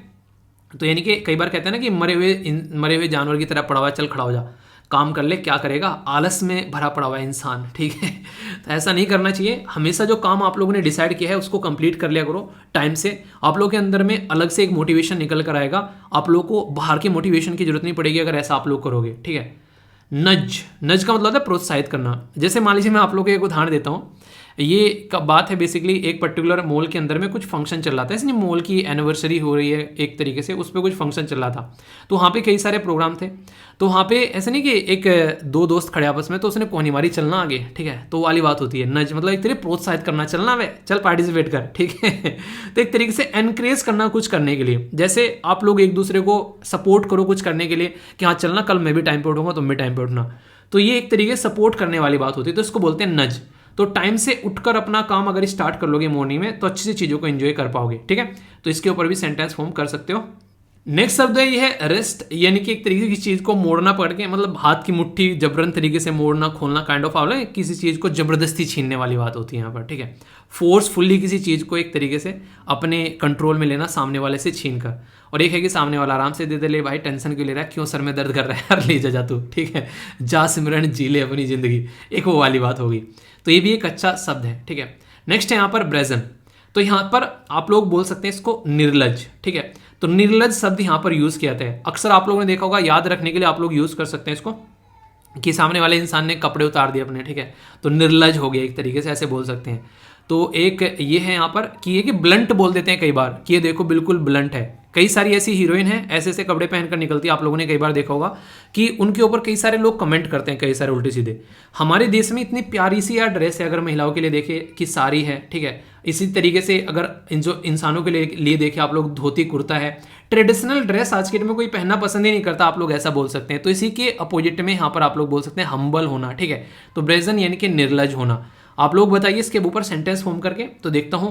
आप लोग देखते हैं आज के डेट में ट्रेडिशनल जैसे ड्रेस नहीं, अलग अलग एरिया में अलग अलग ड्रेस पहनी जाती है। ट्राइबल कम्युनिटी में देखना कितनी प्यारी प्यारी ड्रेस पहनी जाती है, पर हम लोग अपने आप को वेस्टर्नाइज दिखाने की कोशिश करते हैं, वेस्टर्न वर्ल्ड की तरफ को चलते हैं, ठीक है। और वेस्टर्न वर्ल्ड जो है वो इंडिया की तरफ को भाग रहे हैं, उनको जिंदगी में शांति चाहिए। तो ये बातें हैं, चलिए जो भी है।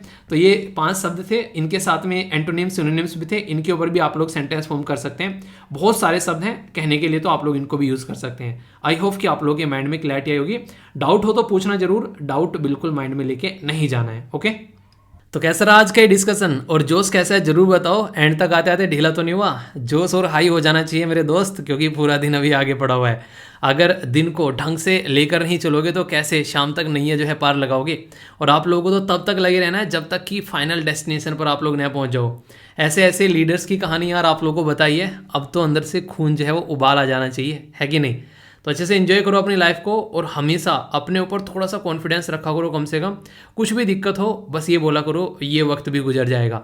ये पैटर्न लेकर चलो, और अपनी ज़िंदगी आप लोगों को ही बदलनी है, कोई और बदलेगा नहीं। दूसरे आकर इसको बिगाड़ सकते हैं, पर लेकिन सुधारनी आप लोगों को ही पड़ेगी। तो कोशिश करो यार, अपने टाइम को इफेक्टिवली यूटिलाइज करो और ढंग से चीज़ों को लेकर चलो, फिर देखना ज़िंदगी जीने में मज़ा आता है।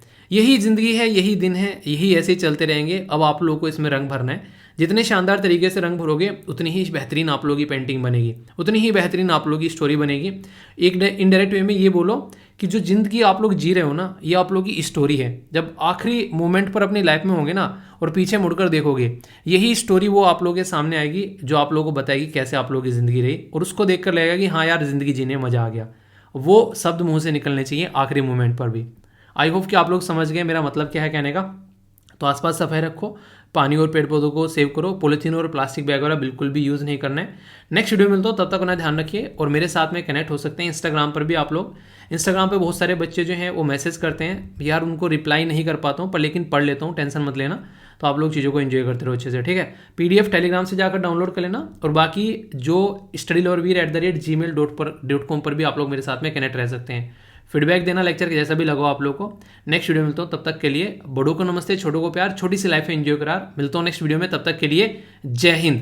और मौज लो रोज लो, नहीं मिले तो खोज लो।